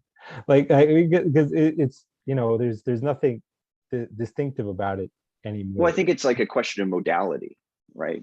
There is, I would say, I would grant that there is a collective experience of soul, right? And that's gradated, you know, there's a gradient reality to that, to where there is also an individual expression of soul. That makes sense to me too. And it makes sense to me that even if you said like there's some being above us which experiences like your life and mine or something like that, and to me that can actually make sense, like from a panpsychic standpoint. And like even God in some sense is like an experience of, you know, every psyche. But the thing is, because it's not really reductive, experience of the lower levels doesn't ever disappear. So correct. And so that's important. It's not because some being above me experiences what I experience that I am that being. Correct. And that's where the distinction, and that's where the perceptive power of reason becomes important, is in helping us to not dissolve into an undistinguished reality, right? There are distinctions, and the distinctions are important because it's actually how we understand the whole, right? And so we understand the universal from the particular, right? And so to me, the idea that there is a reincarnational dynamic to the psyche to the soul. It depends on what level you're talking about. If you're talking about like a symphony in which certain motifs are repeated, but like transformed in different ways, you know, different Yes. melodies or patterns, or, you know, and like, yeah, that's cool and that's poetic, but it's also just a world away from the new age kind of law of one, or whatever new age kind of reincarnation, where like I reincarnate 85,000 times in this density so I can master this density, and then I go to the next one and I'm on my Right. 9 billionth and 7th reincarnation. And that's where that's where I would say, like, I wouldn't, like, in a conversation with somebody who is going to skew in that direction in their understanding, is like, I'm not going to be one to, you know, I won't want to say like, hey, everything about what you're thinking and what you're seeing is hogwash or it's false, right? But that's where, as a Christian bearing Christian witness, is let's explore that with this starting point. You're just saying you What have then better appears? people skills than I do in some sense. You just have a better you have a better ability to kind of affirm what is true in someone else's worldview, instead of just being turned off by some non-correspondence. I think Right. it Well, I would be think that, safe to say that you're more of a both and thinker than I am. I'm oh, out totally. here affirming these kind of, you know, the the value of both and thinking with you, but I'm not by nature uh, very much of an integrative thinker. At least I lay a lot of emphasis upon difference, Yeah. uh, and so that's just how I am, at least for now, in this And lifetime. but that too is an important, perspective, right? It's not final. It can't be final. Just like the, you know, somebody who's just going to see oneness in this kind of undifferentiated oneness. It's like, well, oneness is not bad. Distinction is not bad, right? I mean, I would say, like, in some level, like, if you were to describe my own sense of things as a kind of a dialectical monist, right? But in terms of just at a practical level, as a Christian, right, who does believe in apokatastasis, the restorative and redemptive aspect of Christ's mission in the world, that is cosmic in its scope, is it's the reconciling of difference. It's not the elimination of difference, but is bringing together difference into a higher unity, that says that while the difference obtains and it's important and it's precious, it is not an isolated difference, right? And so these are questions that, you know, I wouldn't say I have any sense of final conclusions on, so questions of reincarnation and those kinds of things. But I'm also not going to just dismiss offhand that the whole concept itself is without merit. The question to me then is, what's the Christological move within that? Like, how do you bring a Christologic to bear on a question of reincarnation, or you know, any number of, like, these bigger metaphysical kind of questions about the nature of the self and all those kinds of things. And so, like, the Eastern schools of thought to me are this wellspring of new ways of articulating an incarnational reality, right? Is that Christ is the uttermost truth of any system, right? So, well, what's true about this? What's valuable, so that I can build a context and a bridge that is ultimately pointing back to Jesus, right? That's the goal in Christian witnesses. That's the one we bear witness to. But there is a sense, there are adversarial things that we're going to have to, and there is adversarial witness, right? But what is it that we're trying to be adversarial toward? Well, that which does not align to the character of this incarnational truth that we call Jesus, right? And so we have a kind of a stable concept of him in our scriptures. Like, we have a good picture of who Jesus is, like, that allows us to begin to kind of, you know, to me, that's like the first principle, right? Is just the incarnational reality, because that's what discloses to us the Trinitarian life. But then that becomes how I approach, you know, my own sense of mission and purpose in the world. Is, okay, if that's real and true, then how am I discovering that and how am I encountering that in the other? And it's not always in, there's an affirmation, but then there's also the, hey, but have you looked at it in this way? Have you looked at it in this light? And I think that that becomes really kind of the open door into the Christian concept of metanoia, or repentance, or changing of the heart or the mind, is an invitation to look at reality in this Christological key. And then it's like, well, you can do that from your own cultural situatedness, right? And that's how Christianity develops largely in a Western context, and is speaking in Western terms and looking at Western concerns. But that's not, Christ is not reducible to the West. There is something that I read when I was rereading That All Shall Be Saved, because I have read that book a lot, by David Bentley Hart. Yeah. Where it seemed like he did a good job of, I don't know if he was quoting somebody else, but it was definitely a move of interpreting something in an Eastern tradition, but in a Christological key. And what that move was, see, just for the unfamiliar, the Bodhisattva is a kind of enlightened person or soul or meditator type person who, instead of jumping right into nirvana, which is like the blissful condition of not feeling anything or something, he forgoes enlightenment until every other being is saved and brought into nirvana because of his great compassion. And the kind of Christological move that Hart, or whomever he was quoting, made was that it is in virtue of this compassionate, omnibenevolence, that the Bodhisattva is already liberated. It is, are we desyncing? Anyway, but it is this love itself which is his liberation. Yeah. And I thought that was fantastic. I thought that was excellent. And his critique that the Bodhisattva is sort of more like Christ than some of our native Western conceptions of Christ. Absolutely. Was really, that it hit home with me.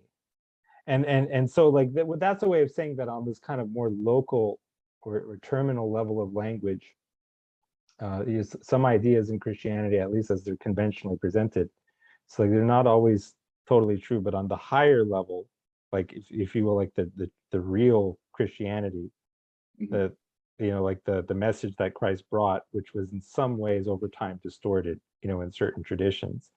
It's like that is Bodhisattva is real Christianity. It's like, yeah, you are your brother's keeper. You don't just enjoy heaven in some kind of divine amnesia while your brother or your cousin or anyone is suffering in hell. If they're in hell, you go to hell. And if like, I'm sure that Christ did go or does go, I'm sure that he goes to hell. I'm sure that he descends down there to get every single one of his sheep. Like that's just I'm not saying Christ is only an idea, but I'm saying that's just the concept and the archetype of Christ. That's who he is. But anyway, I'll let you continue. So I think that approaching these questions from more of a posture of a sanctified curiosity, and the granting that the person who holds a perspective is also made in the image of God, like that the bridge into mutuality is always paved by that divine love that we're supposed to embody and incarnate, right? And like we know this when we're in a conversation that goes sideways, where it's like whenever we feel like our views are being reduced, or we're being diminished, or we're being written off as our perspectives are absurd, or those kinds of things, it cuts off the ability for any real repentance, right? Any real change of heart, any real change of mind, right? And any real reconciling.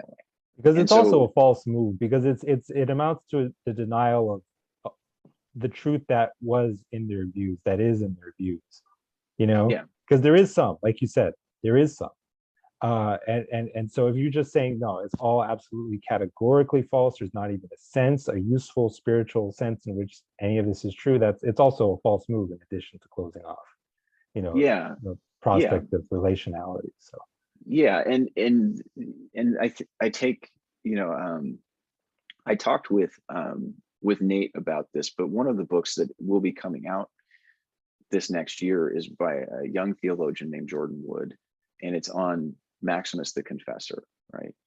And Jordan picks up on this line out of one of Maximus's writings called the Ambiguum, the seventh Ambiguum, and it's in the 22nd section, and it just talks about essentially that the Word of God, very God, is incarnated and actualized always and in all things, right? And Jordan is going to make the argument that we should be taking Maximus literally, right?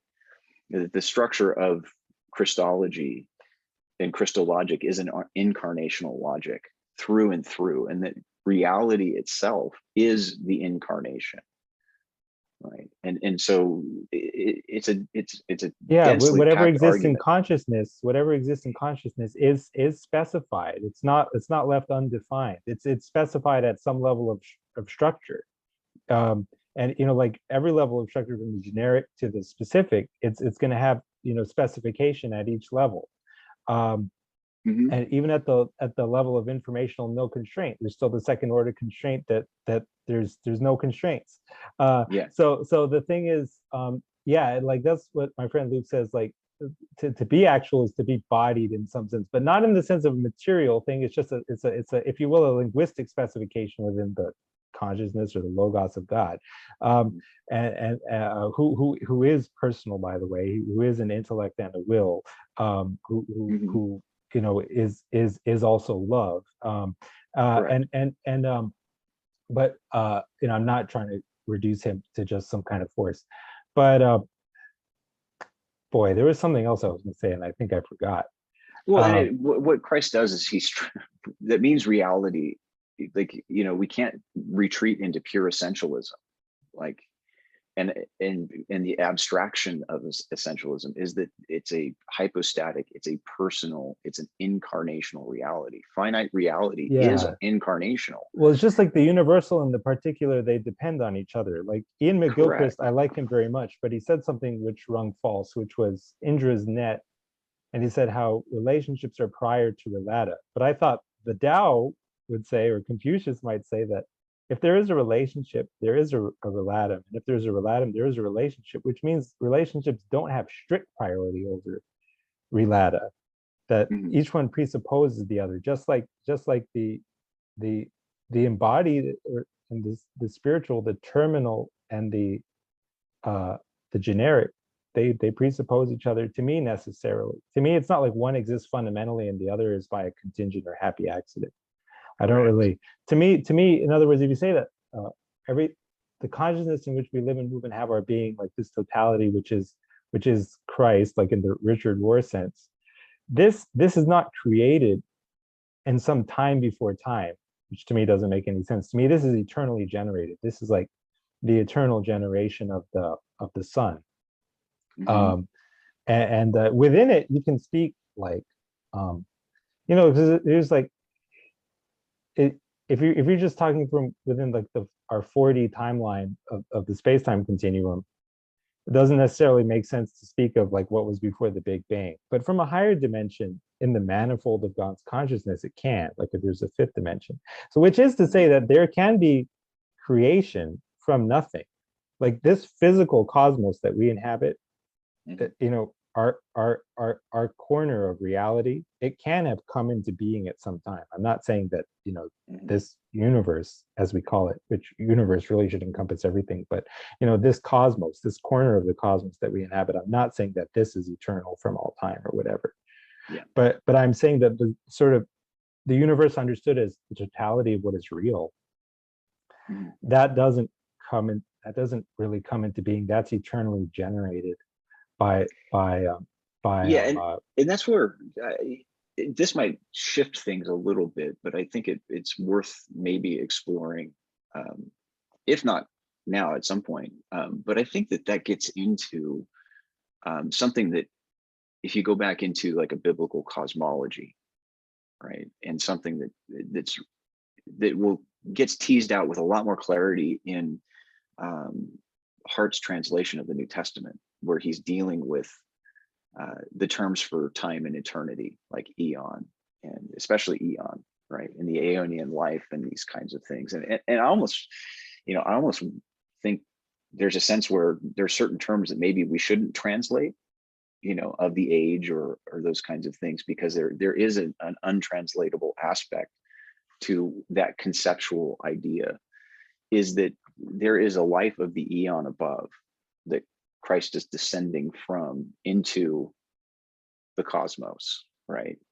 And so however we want to look at that, and that's where I would say like the eon is like would be like the upper limit of reality, right? Before you're into the divine infinity, right?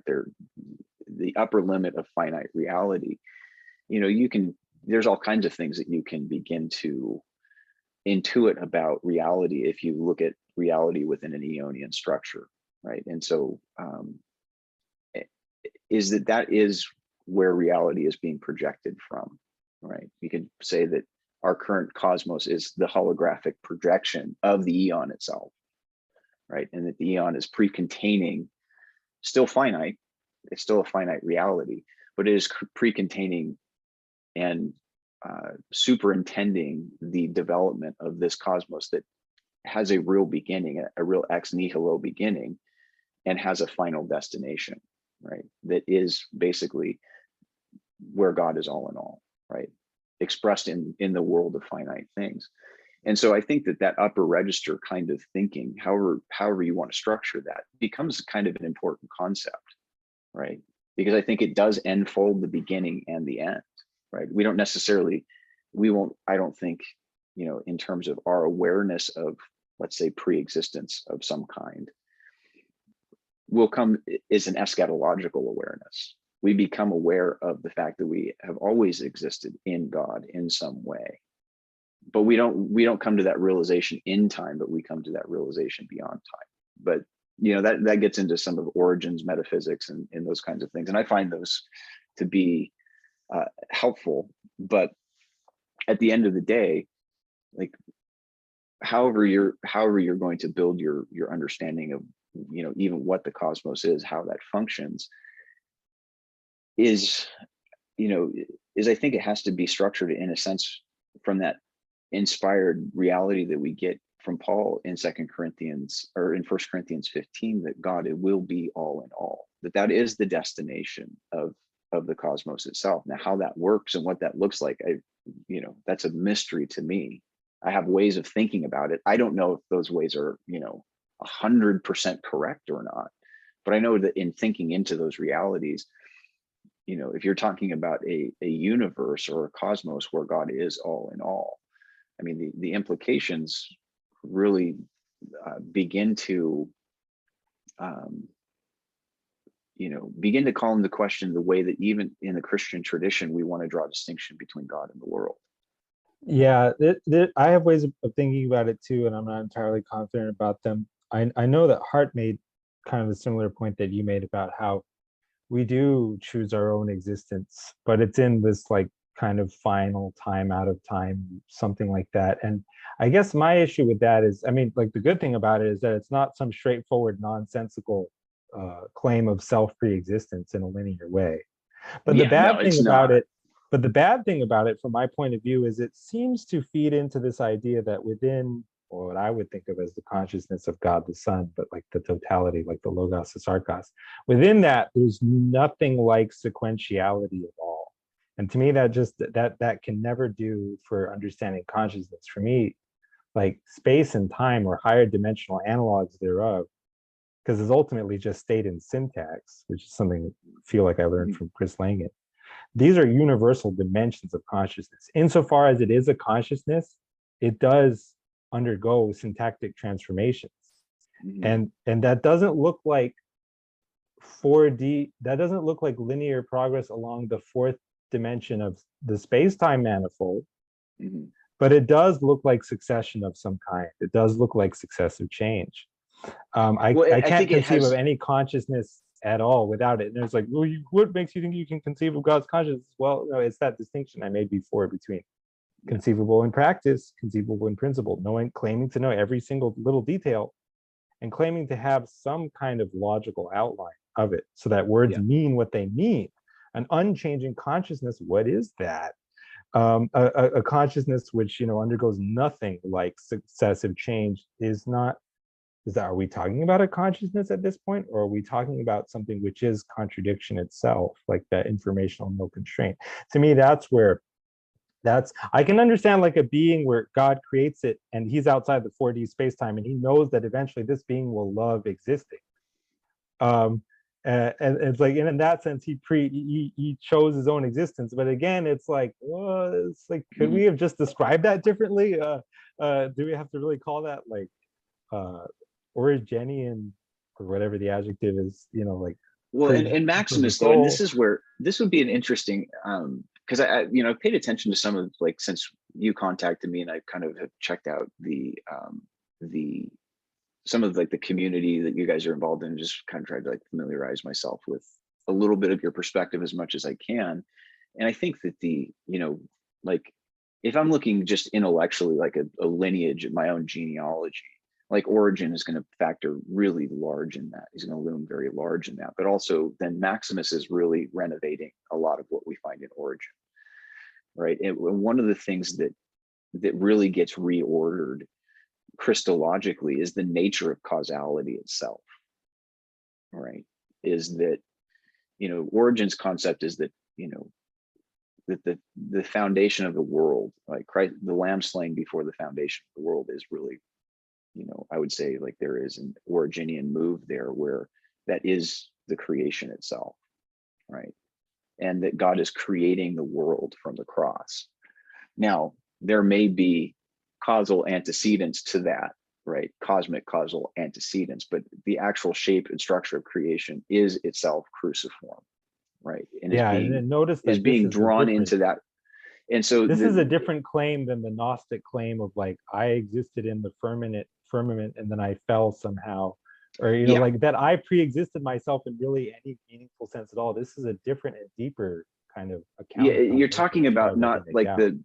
and Hart in some of his recent Substack articles kind of draws the distinction, and really what is good about Gnosticism is it's not metaphysically that Gnosticism goes into some problematic areas, but as meta myth, as a metamythical reality, there's a ring in there's a certain structural truth to that metamythical reality, right? But when I'm looking at the question of pre-existence, like, I'm going to be looking at that more in a Christological and metaphysical key, all right? And so, and doesn't, not in a way that eliminates the possibility of certain elements of Gnostic thought that may actually be describing reality, if not completely correctly, but may be intuiting aspects of reality in a way that comports with reality, I right? mean, But the thing that I always have to make allowance for is that this stuff that I rail against could be true in some way that I don't understand, which like I do get that. The only issue is that if I accept that as an argument for believing it, I'm committed to believing all kinds of other things which could also be true in some way that I don't understand, but they're all mutually incompatible. And so like it's not a, until there is some way where I can even at least analogically understand it, like yeah, it, yeah, but I obviously have to be humble and say that, look, it could be that when I die, I realize a bunch of the stuff that I thought was just complete nonsense actually has, some substantive level of truth. But I'm just saying, like, at this point in time, like when I really press on it and try to interrogate it, it always ends up looking kind of like something else that maybe shouldn't even have been described in those terms. But of course, what you're talking about is taking some system and just seeing like the resonance that it has with the truth, and as a way of like bridge building, kind of wisdom mining, uh, uh, if you will, even like soul winning or witnessing. So I can see what you're doing.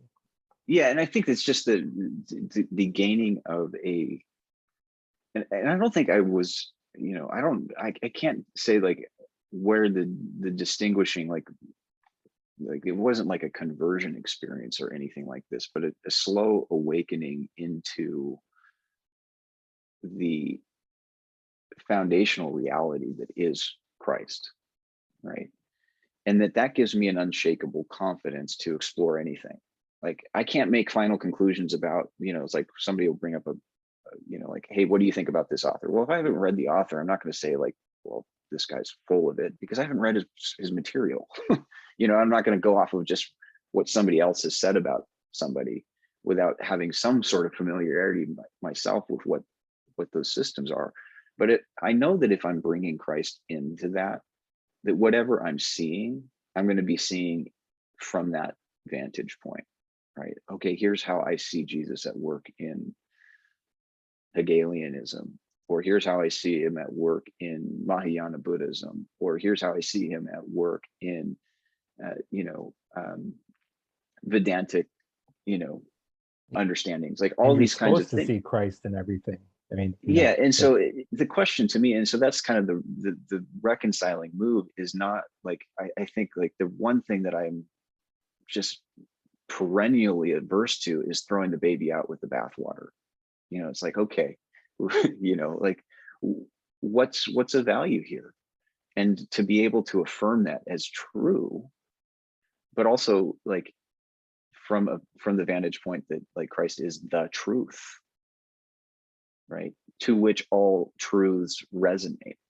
And so the question to me is just how, like where is that? And the truth is like there's so much more that I don't know than I do know, that I want to be able to take kind of that spirit of discovery. Okay, how am I going to encounter Christ in the thinking of somebody else, right? And so like that Mahayana, the idea of the bodhisattva, right, that is like that's intuiting kind of the way people are supposed to exist within the kingdom, right? There's something profound about that understanding that Christians should be able to say like, wow, I'm seeing something that is pointing me in a deeper way to what it means to be like Jesus, right? The one who goes after the lost sheep and doesn't, like that is, at the very heart of what Jesus is disclosing to us about the Father. Like if we want to know what the Father's like, he's the one who sends his boy to go get the lost sheep, right? And so as a disciple, should we be any different? And seeing like, no, the flock isn't whole until everybody's back in the fold, so to speak. So, that's where it's like, I don't want to take I don't feel like I need to take a defensive posture as a Christian, right? And I think that's kind of, I grew up in conservative Protestant circles and around, like, have a lot of friends who, have even worked in apologetics departments at Christian colleges and all that kind of stuff. And it's like, it becomes an exercise in intellectual competition and a zero-sum game that I fundamentally call into question the value in that kind of an approach, because I don't think that ultimately, like, while it may win some people over who are kind of very cerebral and want to, rationally intuit all reality, into a single field, it's like, well, I don't want to tell people don't do that, but I question the effectiveness of that approach fundamentally, even if, like the scriptures are saying, that we need to be prepared to give a defense or an apology for what the hope that we have within us. I think that the apologetics movement has largely abandoned the spirit of what that was actually it trying can to become accomplish. bullying. Yeah, It can it's a turn into bullying, belligerence. It's a and that's not belligerence, Christ. and it descends into like if you're run into like apologetics forums online, it just it reminds me of kind of meme wars that you see, like alt-right and alt-left guys doing. It's like, it's not phenomenologically, it's not that different. It's just like, who can I dunk on here? And it's like, that's dehumanizing. Yeah, it's like for everything, there is a season. There is a certain kind of masculine rhetoric, which at times is appropriate. Like when you're Yeah, being challenged and pushed, you can and should be able to push back in due proportion, but still in a person regarding way, and a way yeah, that's not just about scoring points. But at the same time, it's like at some point, that absolutely has to drop, and you have to shift into the kind of hmm empathetic, and too often with that, especially like that presuppositional kind of apologetic stuff, Hmm. it does devolve into a kind of intellectual bullying. Um, even though there's a certain, I mean, like there's a certain amount, I'm not just gonna like univocally condemn like street preaching or something like that. There's a certain Sure. kind of witnessing on the street, like in a dynamic and forceful way, that I think can be appropriate. But at the same time, it can't just be, it can't just be like intellectual colonization or something. It has to shift into empathy and relation, and what you do, like what you're talking about, is like what's good about it is like there's not a formula that you're using. It's very case by case, where um, the way in which you sort of see like the resonance between a different a given person's worldview and Christology or logos and the truth. It goes on a very case by case basis, and sometimes you would emphasize the distinctions, but other times you would emphasize the connections and point Correct. out like how something is valid, and you're just doing it in a very improvisational way almost. Is it like it Correct. depends on the specifics of the situation, which is very valid, because it's more, that's more personal, and it's more just connected with like embodied reality. So that Yeah. that And definitely so makes like sense. in those the when apologetics, like that's where it's like even in offering the criticism where it is done well is when it's in a spirit of love and a mutuality. Like I am gripped by this truth and I want to share it with you and I want to convince you of it. But you have to also understand your limitations, your limited perspective. And so what is it that you're trying to convey? And so I don't have a problem with people getting out into the arena of public ideas and discourse and contending for the truth. But if that's not animated by a posture of love in the reconciling spirit in which Christ himself comes to us and for us, then it becomes then it devolves into egotism. I have the truth, you don't. I'm somehow less deficient than you as a result because I have some sort of insight into reality that you have no access to. Let me show you the way. And that's like, and that, I realize I could be reductive in saying that, but that the dynamic in like traditional Christian apologetics skews that way in terms of just as someone who's participated in those discussions. And once upon a time, in Bible college, we had to take apologetics courses. And so I ingested a lot of that kind of thinking Christian worldview, all kinds of things. And so, for me, it's like, I've seen the value in some of that, but also the hazard and the danger of, like, yes, at the end of the day, you can talk about Christian exclusivism, but you're talking about something that is, an exclusivism that is also a universal in Christ. Like and so it's like if you skew so much to the exclusive that you don't realize that the exclusive is already always inclusive of all reality, then you can tend to miss things and overlook the fact You that like stray too far to the right that you cease to love your neighbor. that God's been Emphasize in structure too providential, much. like God has a providential care over all of creation. So these systems of thought are not emerging outside of his providential care, and that there isn't in them the seeds of the very truth that you want to convey to people. And so the winsomeness of Christian witness is something that is often lost in our time. And so if somebody wants to say, well, I'm being new agey on that stuff or whatever, I'm like, fine. You can paint me with that accusation, and I might be even perverse enough to just own that title and be like, okay, I'm cool with that, because I think that what the dynamic of revelation and evolution of revelation over time is something that takes us into a mode of existing that is predicated of the age to come, of a new age. And so, yeah, those kinds of, that kind of approach, like, it is a tightrope. It is a balancing act. It's always a balancing act. But I just feel like it's not a hard balance when you have a vital connection to Jesus. It's not a hard balance to strike. And so I think that that's where, for the apologist, my challenge to the apologist is to first and foremost hone in on that vital connection that you have, that the life that you have in Christ. And then however you're expressing that apologetically, you're probably far less prone to stray into the hazardous waters of apologetics, right?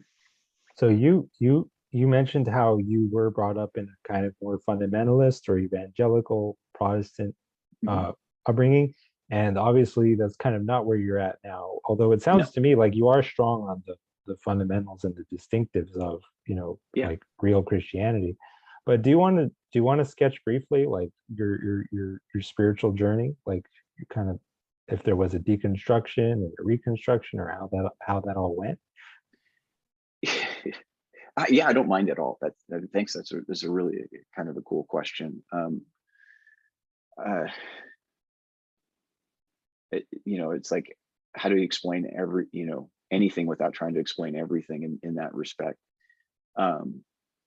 So over on my YouTube channel, I've begun to describe some of the ways that I have encountered God. These what I would call mystical, prophetic, apocalyptic type experiences.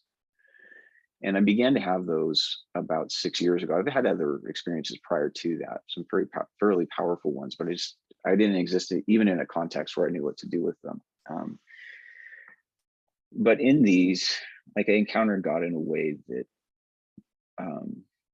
so I was a fairly strict confessional Presbyterian when I had these experiences, right? So it's a pretty odd, like they kind of, it was very jarring for the people in my life and in that community and all that kind of stuff. It's not been easy to deal with.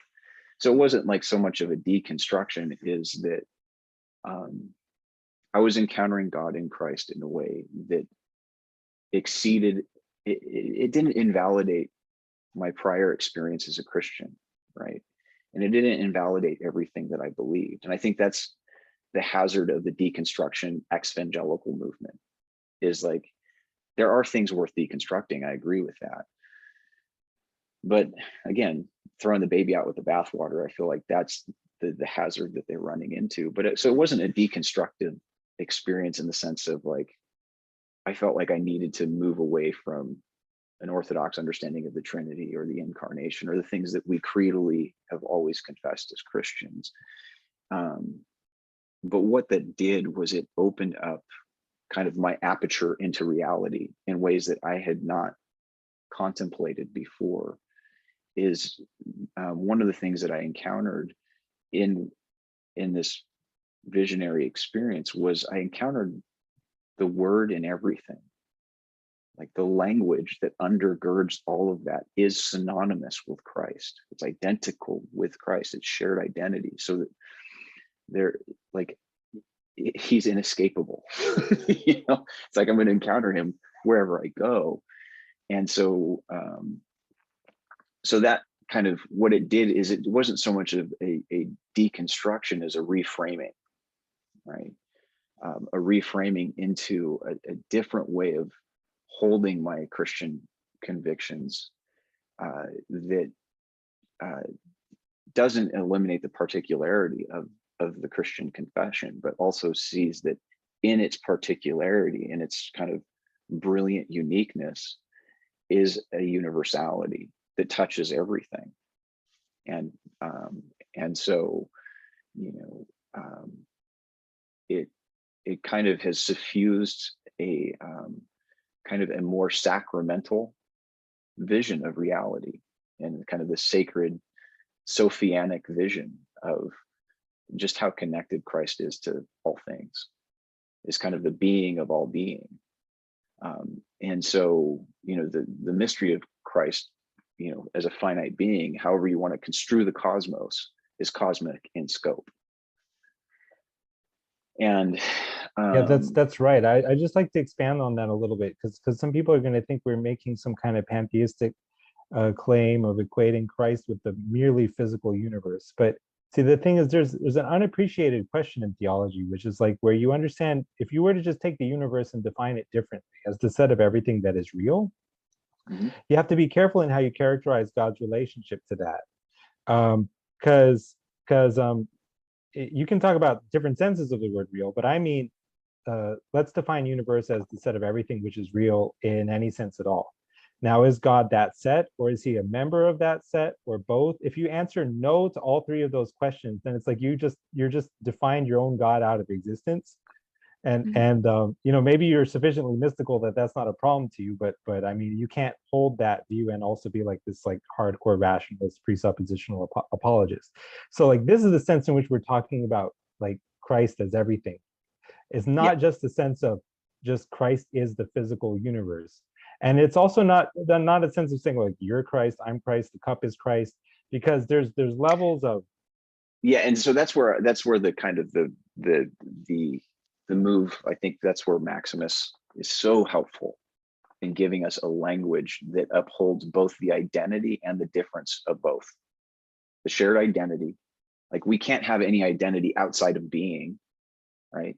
But there is difference within that, right? in my religious tradition, Chaitanya Mahaprabhu, the one I was raised in, rather, Mhm. he said that the relationship between Atman and Brahman, the soul and the super soul, the self and the absolute, is achintya beta beta. It's inconceivable sameness and difference. That was Mhm. his way of putting it. Yeah. And there's So some there truth in is a that to me. sense, there is both an identity that God has, even with the physical cosmos, is theophany, right? It is a disclosure of and a revelation of God, right? There is an identity and there is a difference. And those co-inhere because in Christ, and so this is where I would say like reality is Christologically structured, is he is the identity of identity and difference. He is the identity of the finite and the infinite, co-inhering in a single person, Langan right? would say that that's the minimal form or like structure of consciousness. It's always that sameness and difference that multiplex unity. Right, right. And that's also present within, within the divine, within the character of, the Trinitarian character of divinity. Like God is identical with his essence. The divine persons are identical with the divine essence, but there's also a difference principle at play there. Is because the Father is not the Son, the Son is not the Spirit, right? But they have a shared and common life. So they have a shared and common identity, but they also have difference, and so like, and I'm not sharp enough in my theological language to want to venture a definitional thing there. So I'll kind of leave that as like that there is identity and difference and relationality, like, that is all the way down. There's a Absolutely. finite. And it is part of consciousness itself. This is what it has to do with. Because, like the way I look at it is, like panpsychically, if you integrate systems and you just look at like larger and larger systems, like there's theoretically a consciousness that's associated with, every system that you delineate. So if you go all the way to the top, so like the system of everything, that's one consciousness. But within that consciousness, to me, a lot of people just they don't like this. But to me, there is a self-otherness distinction, even as there is also an appreciation of Yeah, oneness within that. So for me, in yeah, other words, God does relate to us as a self to others. yeah. Um, And so and and that's where like the distinction, I am not God, right, is an important distinction, right? just And like, in the see, like, universe is not, but we can only say that because there's already an identity shared, right? So it's like you kind of have like you're hemmed into a um into a into always having to look at things in terms of their relationship to each other, right? And having a clearer sense of what that relationship is, and that, everything kind of goes into this kind of spectral relationship where it's like there's so many layers to our relationship to reality, our relationship to God. Both, God is the being of our being, without which we would have no being, but we are also different from God. Yeah, how I would put it is like he's the bottom, he's the informational no constraint, but he's also the top. He's like the panpsychic unity. But if you take that level, you take that consciousness of everything, it's like there is still self-otherness in there. Just like as for you, everything that's real happens in your consciousness. But that's not an experience of like everything is me and I'm everything. That's actually an experience of there are others in here, and I don't, over the longest of time frames, have the ability to predict what they'll do. When I try to move, they sometimes move out of sync with me. But that creates the possibility of like a dance and differentiation. And for God, over the longest of time frames, in his own, like for me, like to me, consciousness is it has something like succession. It has to have evolution and transformation. Over the longest of time frames, like the age of ages, eternity, God is in communion with us. We're also like parts of his being. Almost like in the way that in your own consciousness, right now, as I'm talking to you, I'm relating to my own neurons, because that's how you're represented in my consciousness. But so that's just for me the analogy that's helpful to see it. It's baked into consciousness, this sameness or difference within sameness, this multiplicity within unity. The self and other. I don't regard the self as like it's wholly false or wholly bad just because sometimes in meditation it goes away. Like I don't get that. Like yeah, and I think that's where it's like the analogy of dance is perfectly appropriate, right? The parachoretic dance of beings within being, right? The question is becoming a skilled dancer, learning to dance better, right? The harmony is expressed in our movement, but then it can become, like if, I had a good friend of mine when I was in undergrad. He danced for the Joffrey Ballet Company, right, in Chicago, and so we would go see, their productions and those kinds of things. And it's like, each dancer is kind of playing their part, but it's on a broader panorama of a unified production, right? And so it's like finding our place within that dance, and it's like we can push that into metaphysical language and metaphysical reasoning, and that's good and it's not wrong, but that's not the dance, right? The dance has to be lived. And in a sense, like that's to me like the more exciting part about being a creature at all, is discovering the dance and then learning to dance well. Like, how is it that I am being impelled into movement, and how is that movement being expressed in a Godward kind of way? And I think that, as if we're looking at that in the eschatological key, that is the reality, is this dance, is this musicality to our existence, is this aesthetic that is as real as ontology itself, right? And so it's kind of the verbal expression, right? So we've got nouns, but those are connected with verbs. It's connected with a mode of being, and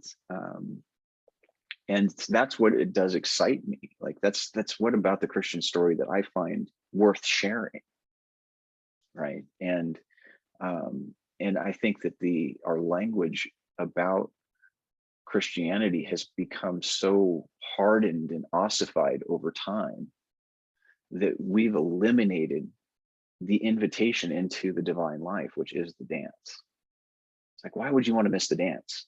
Why would anybody want to miss that party? Like, we're made for that.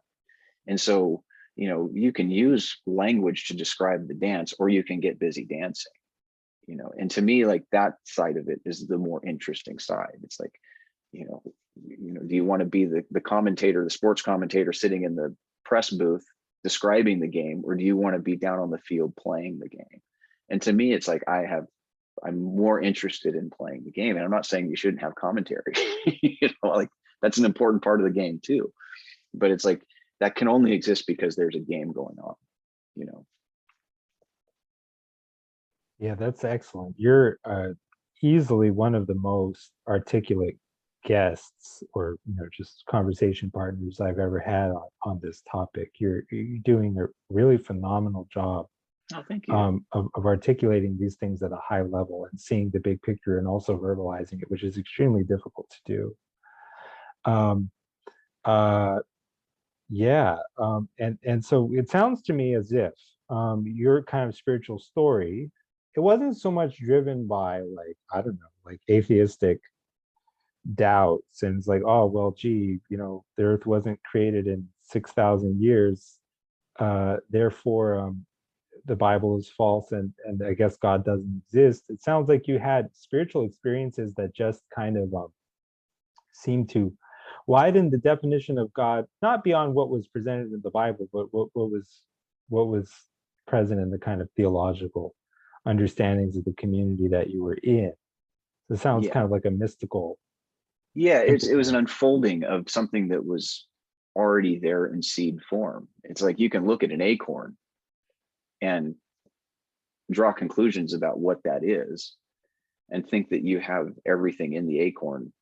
It's like, oh, this is an acorn. It's like, well, it is, and so Christianity is kind of this seed, but it opens up into a reality that is the tree of life, right? And so it's like, so to me, like what those experiences did is they made me have to realize, like, the way I'm holding these beliefs, the way that I'm framing these beliefs, not the beliefs themselves, is what needs to change, right? And some things like did change within fairly short order. I would probably say that even as a Calvinist, I was still probably skewing towards something of like a maximalist position on questions of salvation. It just became apparently clear to me that, God was going to save most people, right?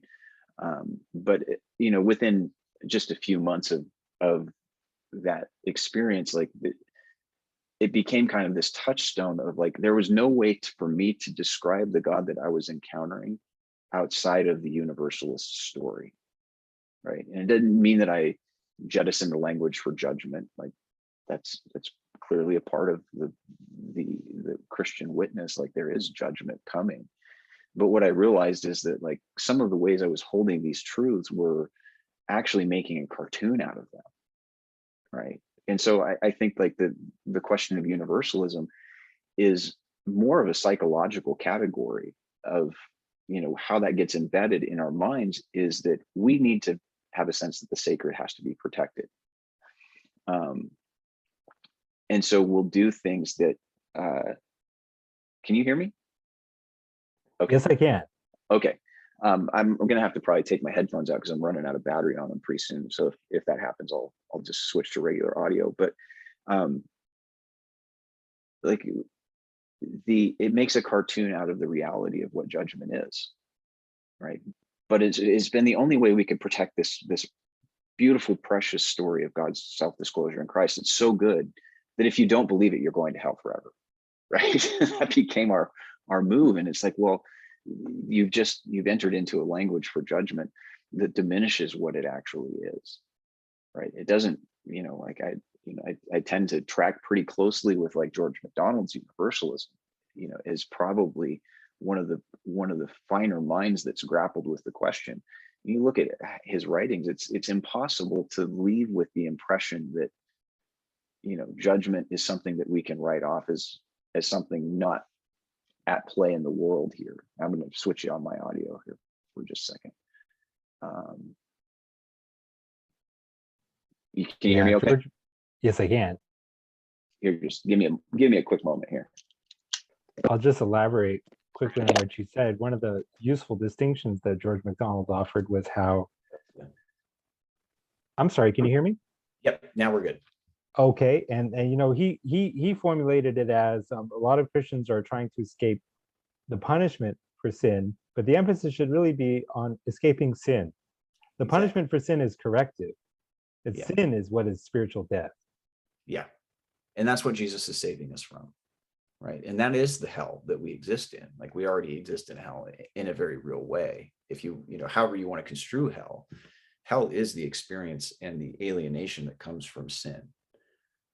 And so, you know, I find in those kinds of thinkers, now there are Christian universalists that I run into that just want to go soft on that language for judgment, right? And that's kind of why they go into universalism. But you know, if you're reading any of what I would say are the orthodox Christian thinkers on universalism, it becomes, it's actually, in some senses, it's more terrifying than the infernalist story. Because if you accept the infernalist story, you live your short life, determines what your eternal existence is forever. And it's an existence you can never escape from. So there's no incentive for change. There's no incentive for repentance. There's no incentive for reformation. You can just say, this is what I am. And you kind of have this placid resignation to the inferno. And that's, you know, in Dante, what is always so interesting is nobody in the inferno is asking to get out or even seeking to get out. It's like there's this resignation and a fatalism to it that I think that the Christian universalist story will have nothing to do with. It's like, you can never escape who you are, and you can never escape the reality of God. You are going to have to come to terms with that. And what that journey and that ultimate judgment looks like, I mean, that, you know, that to me does remain mysterious. But, you know, certainly, you know, not in a way that would counteract anything that MacDonald has talked about the repayment of the uttermost farthing, you know, and the all-consuming nature of the fiery love of God that does require and demand actual change. You cannot resign yourself to the placid resignation of damnation. You have to change. You have to become what you are. And, you know, for somebody of a particularly hardened ego that has not only been wounded, but has inflicted wounds in the world, I would anticipate that that's a pretty steep price to pay.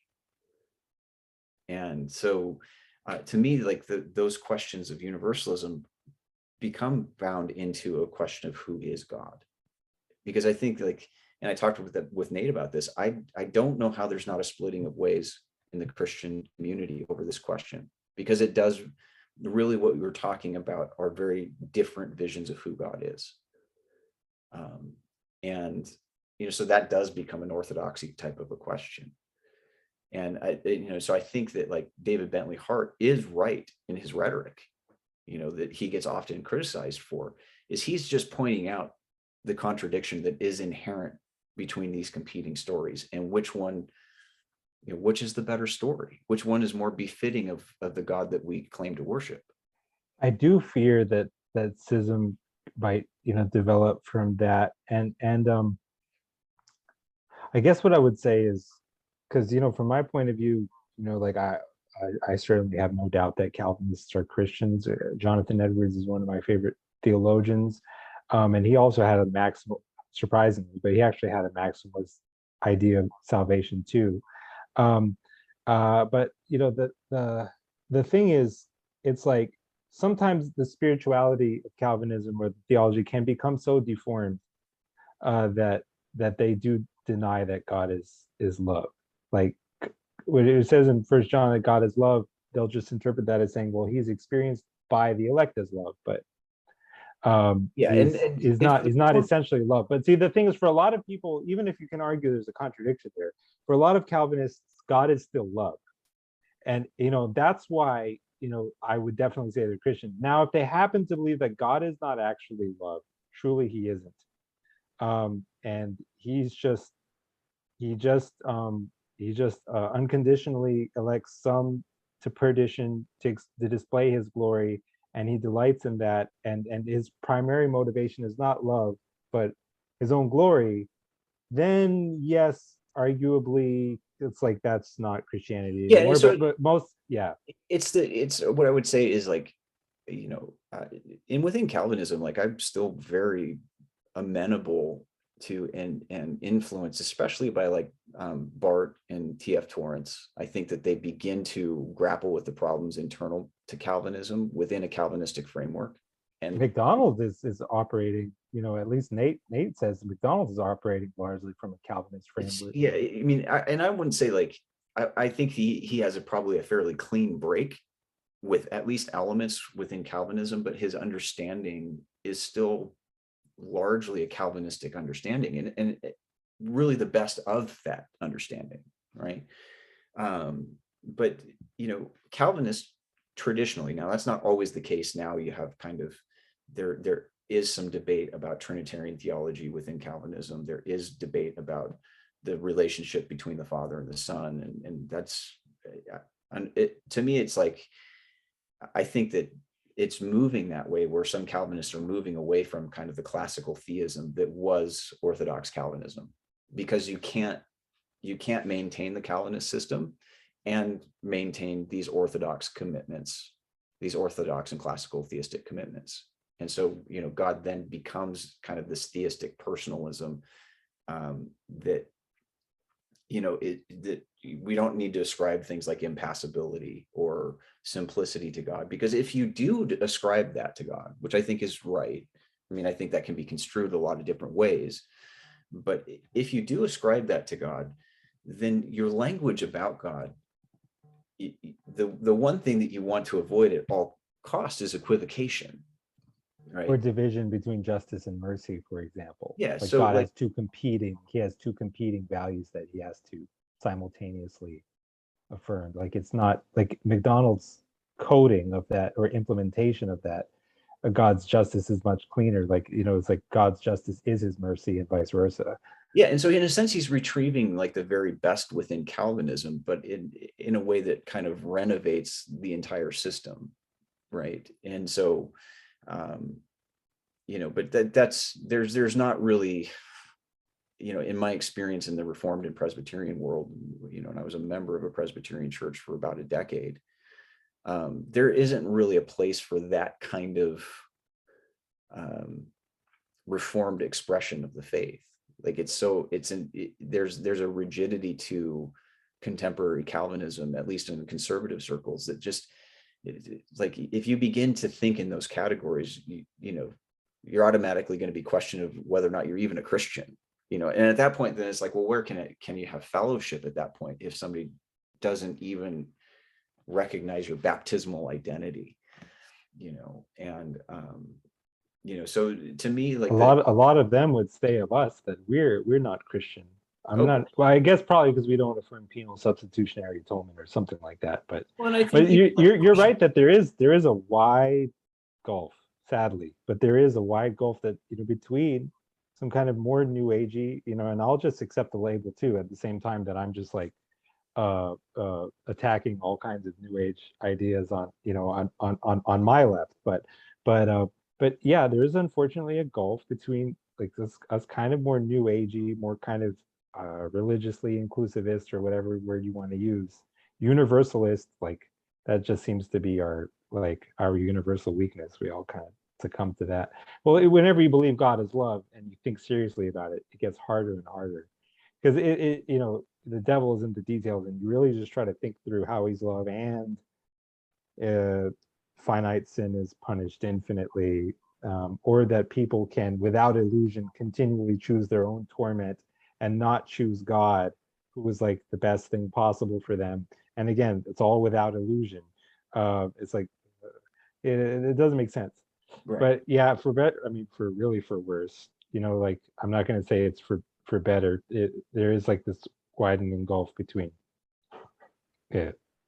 Christians like us and an untenability to it that I think that, so in kind of seeing, especially in conservative circles, Calvinist or otherwise, there is right now a mass exodus from the church. And you're seeing that especially among young people, because the way that the church is framing its story right now is oftentimes experienced as dehumanizing to people who feel like they are different than that kind of monoculture.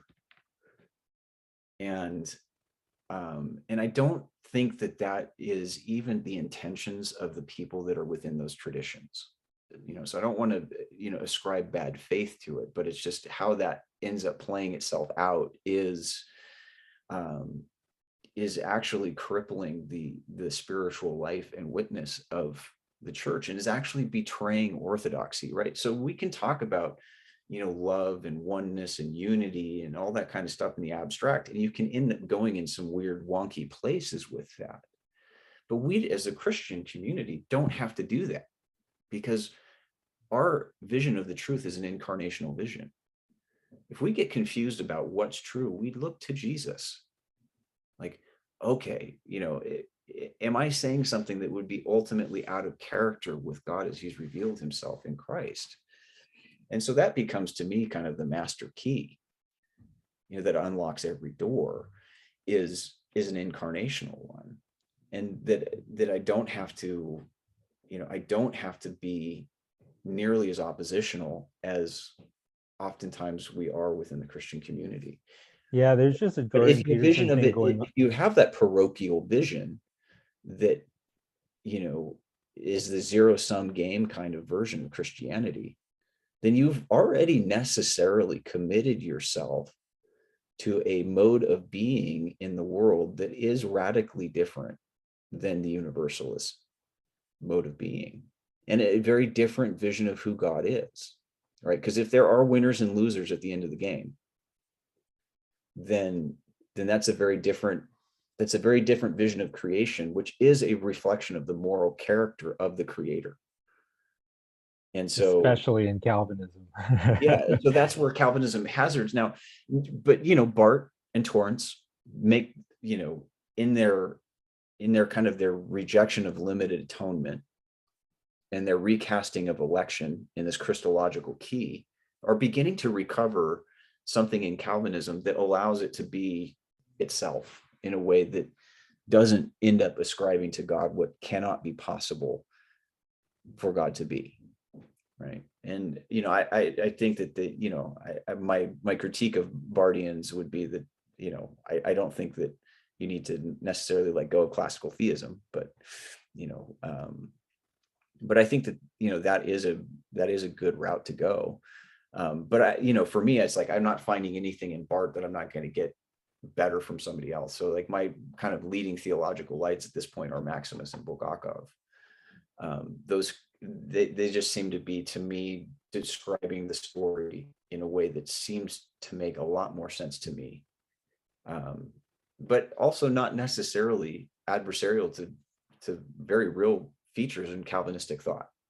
So it's like when I'm reading Maximus, I'm reading somebody who's like, man, I wish Calvin had been reading Maximus, because their minds are actually pretty similar. They have certain a way of looking at things and an exacting intellect that I think there's some real sympathy between the two. But I just think that Maximus is just far better on a lot of those questions. Yeah, the thing about Calvin is that I at least, I don't know a whole lot about him, but I wouldn't want to say that he was an evil man or not a Christian. He did end up, unfortunately, having Servetus burned on Greenwood. But the thing is, I want to say in his defense that that happened a lot in his day. That was unfortunately. Yeah, you have to like also grant that he lived within a culture and was situated within a mindset that was not, that was assumed.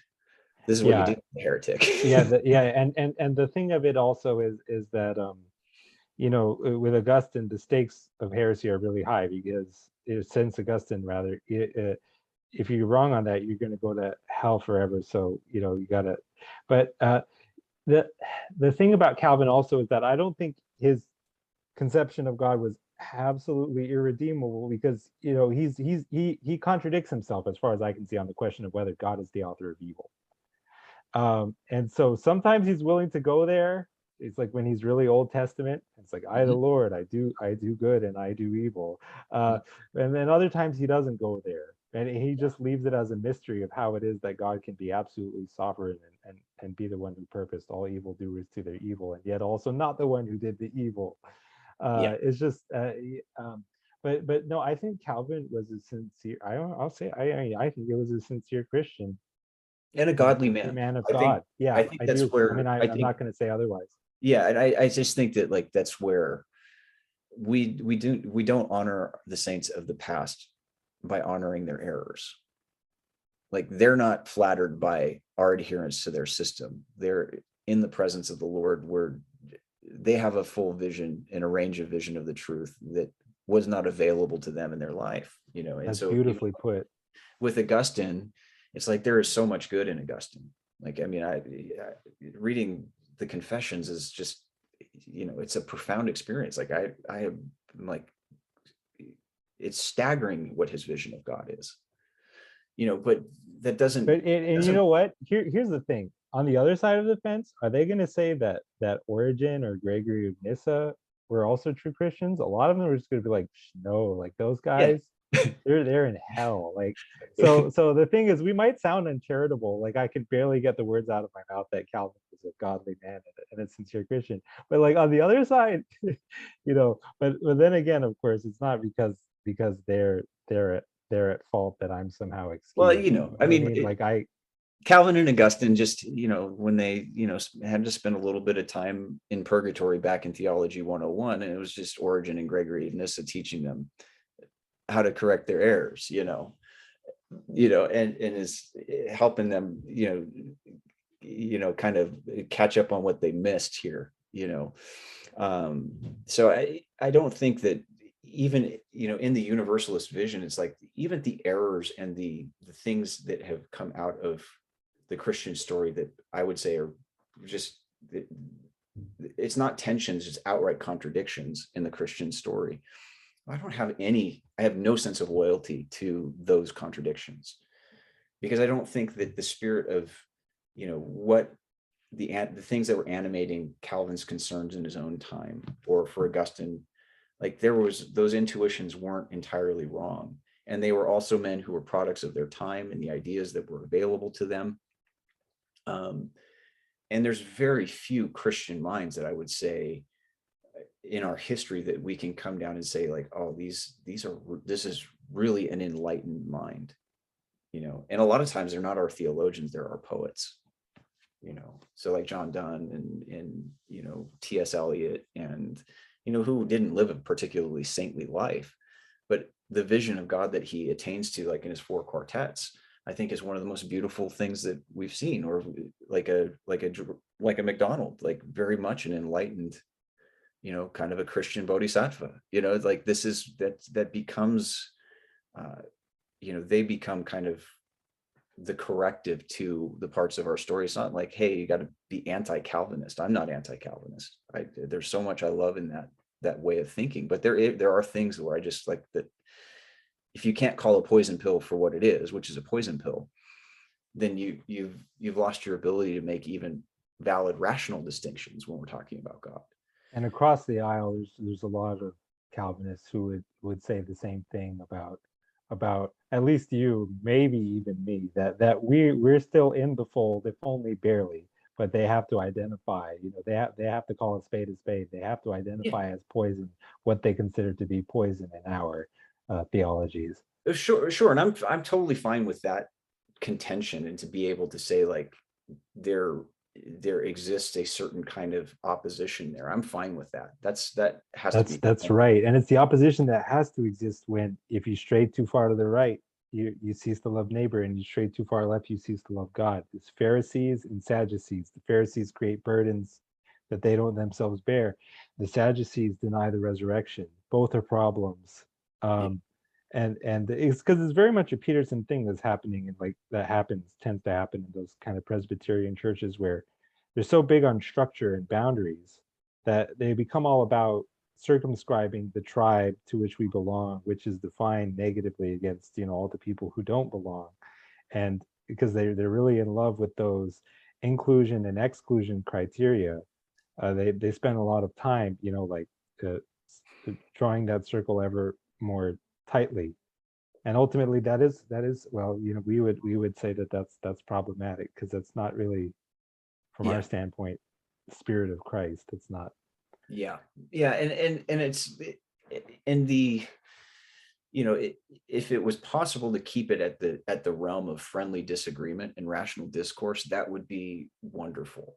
Practically speaking, with what's at stake in the debate and how that projects into institutional power, and the way that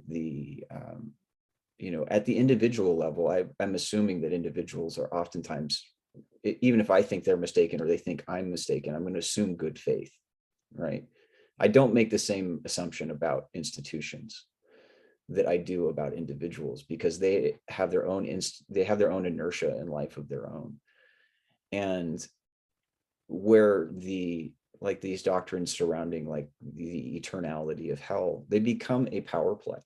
It becomes a system of control that is psychologically and spiritually damaging to the image of God in us, right? That does not accord us the proper freedom, doesn't accord God the proper freedom to be God in determining all things. And I don't have a problem with certain models of determinism myself. Like, I still come from a Calvinist tradition. So, I'm more of a determined indeterminism that leads to a determined end, right? But the middle is up for grabs kind of thing. But that's where I think that the pressure points of the rise of universalist thought in Christianity today is not going anywhere, because it is a better story.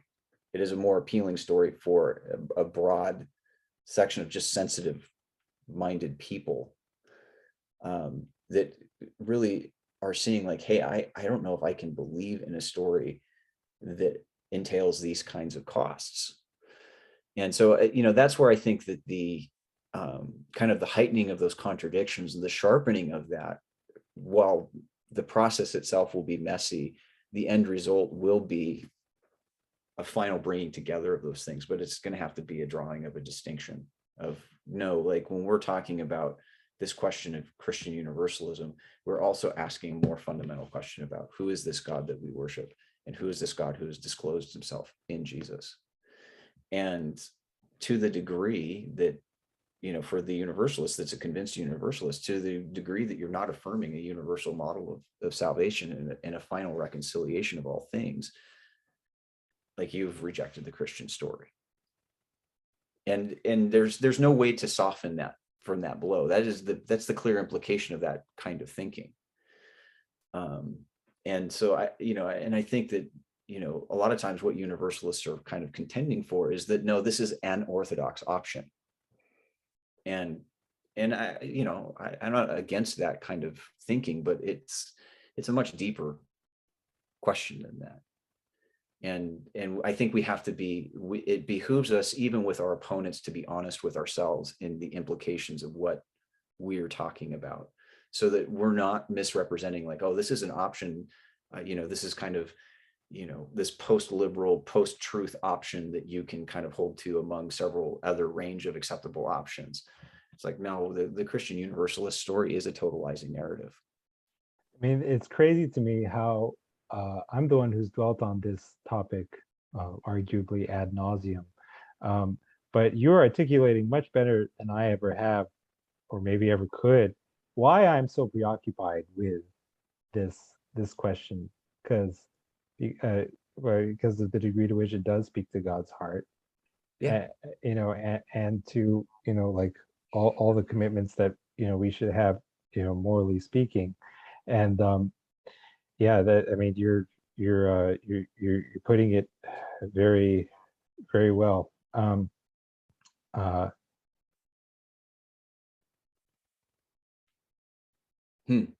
Yeah, I think it's just, it's like, I think we all are in that, when you kind of cross the threshold to at least being able to contemplate universalism as an option, or when you cross the threshold where you've embraced that, you're embracing a lot more than just the question of salvation, right? And that becomes, for me, it's become readily apparent that this implication feeds into your vision of who God is, and then how that connects to everything else. And so that's the reframing of the story, that it does touch everything else. And I don't think like I think the maybe the understandable and justifiable hesitance of those who still want to hold to either an annihilationist model or an eternal conscious torment model is they understand what's at play here. It's a total reframing of the story. It really is. And I think that the level of honesty that, as I've had to kind of grapple through and think through and meditate through this question is like, it's like, okay, then I do need to own the implications of this conviction so that I can honestly represent it and contend for it in the world. Because ultimately, even with my Christian brothers and sisters that don't believe the same, and I do take them as Christian brothers and sisters, but I do say like they are holding to a fundamentally defective version of the story, a diabolized version of the story even, is I have to represent that well. I have to represent it honestly and faithfully and understand the implications of what it is that I believe so that I can then point out like, no, this is where we do get into the either or, this or that kind of thinking. Like, and there's no way around that, is if I'm going to engage at that level of discourse, if I'm going to try to engage at that level of persuasion, then I have to be pretty aware of what it is that I'm, what my belief claims are, so that I'm not being confused, so that I'm not confusing people of, like, oh yeah, we're, Christians who are infernalists and Christians who are universalists can just have this seamless side-by-side fellowship with each other. It's like, well, we can, because we're united in the sacramental life of the church that exists across time, that binds us together, whether or not we're in error or not. But at another level, it's a different story. And I think it's the true story. And so to be able to say like, no, I'm not going to sit idly by and tell a story about this Jesus that I have been gripped by in a way that I think is fundamentally false and betrays the very nature and character of who he is and what he came to accomplish. And that's where, like, on the progressive side, where I might come across as more of a conservative, is like, no, this question of incarnation, like, I don't hold to an inerrant scripture, right? I don't need that. I don't need the scripture to do that kind of work for me to say that the testimony of the validity of the testimony of scripture is not in its inerrancy, but in the fact that it's bearing truth to something very real that did happen in history, and that is an important feature of our faith.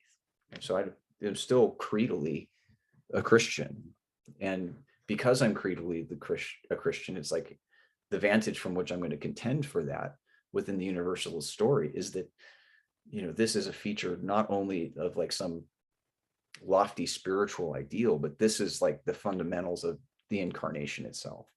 This is the story that the incarnation is telling us. And yeah, so to me, it's like, in a sense, it's like being able to show love to somebody who's at least at the ideological level is your enemy. And within the Christian community, those who are committed to the idea that hell is a place of everlasting torment, ideologically, we're enemies. Doesn't mean I don't love them. Doesn't mean I don't want to persuade them. Doesn't mean I'm going to cut them off in terms of fellowship. But there is an irreconcilable difference that will necessitate pushing that question, and not just being defensive and saying this is an orthodox option. Like that's, I think, was the biggest error that the universalists in the patristic era made, is they felt like, there was enough utility to the idea of an everlasting hell that they never pointed out that it was completely incompatible with what they were trying to ascribe to God. So they let it kind of, and eventually it took over the system because it comports itself so well to institutional power.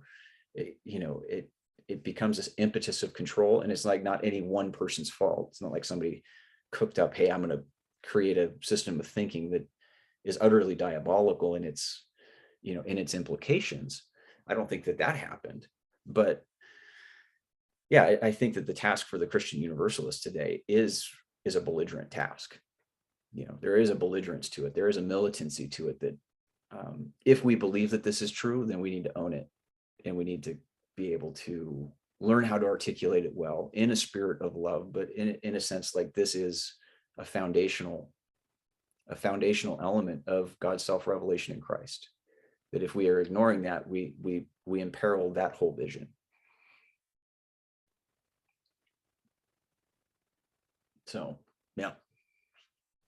That's I think that might be the note that we end on. Okay. Sorry if that wasn't such a conciliatory note, but I mean, that was very it was impassioned, it was reasoned. Obviously I agree with a lot of what you said. Mm-hmm. And you verbalized things that that I think and that which animate me, but I never verbalized it like that. so I do want to kind of finish up the conversation Sure. at this point. Hopefully we'll have many more in the future. Absolutely. Yeah, maybe perhaps that was not the most conciliatory note to end on to anyone else who was on the other side of these issues, but I agree with a lot of what you say, and you're right. I mean, there's a certain amount there's a certain degree to which these differences are irreconcilable, but that doesn't mean you can't love them as your brothers in Christ. So right. If you don't mind, like, the one thing that I will say is, like, the apparent irreconcilability of these is there is a resolution to them, but that only comes after the distinction can be made and seen for what it is, right? And so it's like, so in heightening the contradiction, and kind of in the bold statements that I'm making, is not that the ultimate idea is like, hey, my goal is to win so that you lose. Obviously the universalist story is non-zero sum, right? This is the story where God wins and we win, right? And so and that we can get out of that kind of a binary and dialectic, breaking that dialectic, but it does also mean engaging the dialectic itself and pointing out the contradictions. And so, it's like, I know that that the way I'm putting it is probably as in stark of a terms as I can, but that's not because I ultimately, want to see the infernalists lose in some way in the debate. It's like they win when they embrace the story. But and that's, I think where, like, David Bentley Hart's writings are so helpful, is he draws those into stark enough relief to where you can see the issues at play. And you have to begin to grapple with the implications of, okay, if I hold to this set of beliefs, what does that imply about what I'm saying about God? And I think that's the fundamental question that we have to ask is, okay, what are we saying about the one that we claim to worship? Now, do I think that the infernalists worship Christ in spirit and in truth, and that he providentially is preserving the essentials that are necessary for salvation, even within that system? Yes, I do. Like, they're not non-Christians or anything of the sort, but it's like, there's a certain they are in spite of those beliefs, not because of those beliefs, if that makes sense. And so that's where it's like, I really do think that we have to push that question, because that is a vital question, because I'm more concerned about that within the Christian community than I am in necessarily being universalist to be more attractional to the world. It is more of like, well, what do we say about God? And, but you're right. I mean, that is, I put about as strong a point on it, because I really do believe that, and I think that as universalists, like, we do have to ask ourselves those kinds of questions, because if this is the truth, then that implies certain things about Christian history that we then have to take a look at and say, have we been telling the story in the right way? And so that's where I would, even within kind of the starkness of my position, is like, I would still want to say that it is conciliatory in its ultimate aims, but not in a way, Christ comes to bring a sword.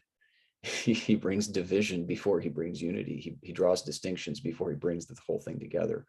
And so I think that, like, that's a part of a historical process that we're in right now. And that's the historical moment that we're in right now, is probably with the availability of, like, internet and all that kind of stuff, we have the access to these ideas and can recover them and begin to grapple with them in ways that, 20 years ago we couldn't even do. Like, I didn't know that universalism was a live option, except for, oh, that weirdo Origin believed it and he was a heretic, so I don't have to even take it seriously.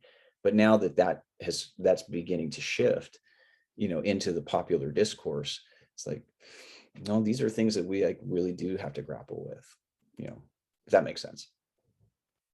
It really does. And I want to thank you for a fantastic conversation. Really easily one of the best that I've had in this project.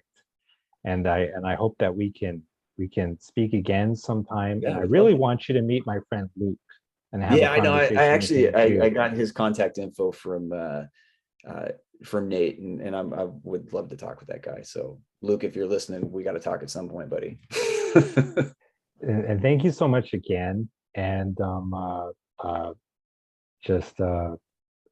thanks, and I'll see you next time. All right, Kal. Sounds good. Take care, brother. All right. I've got the recording.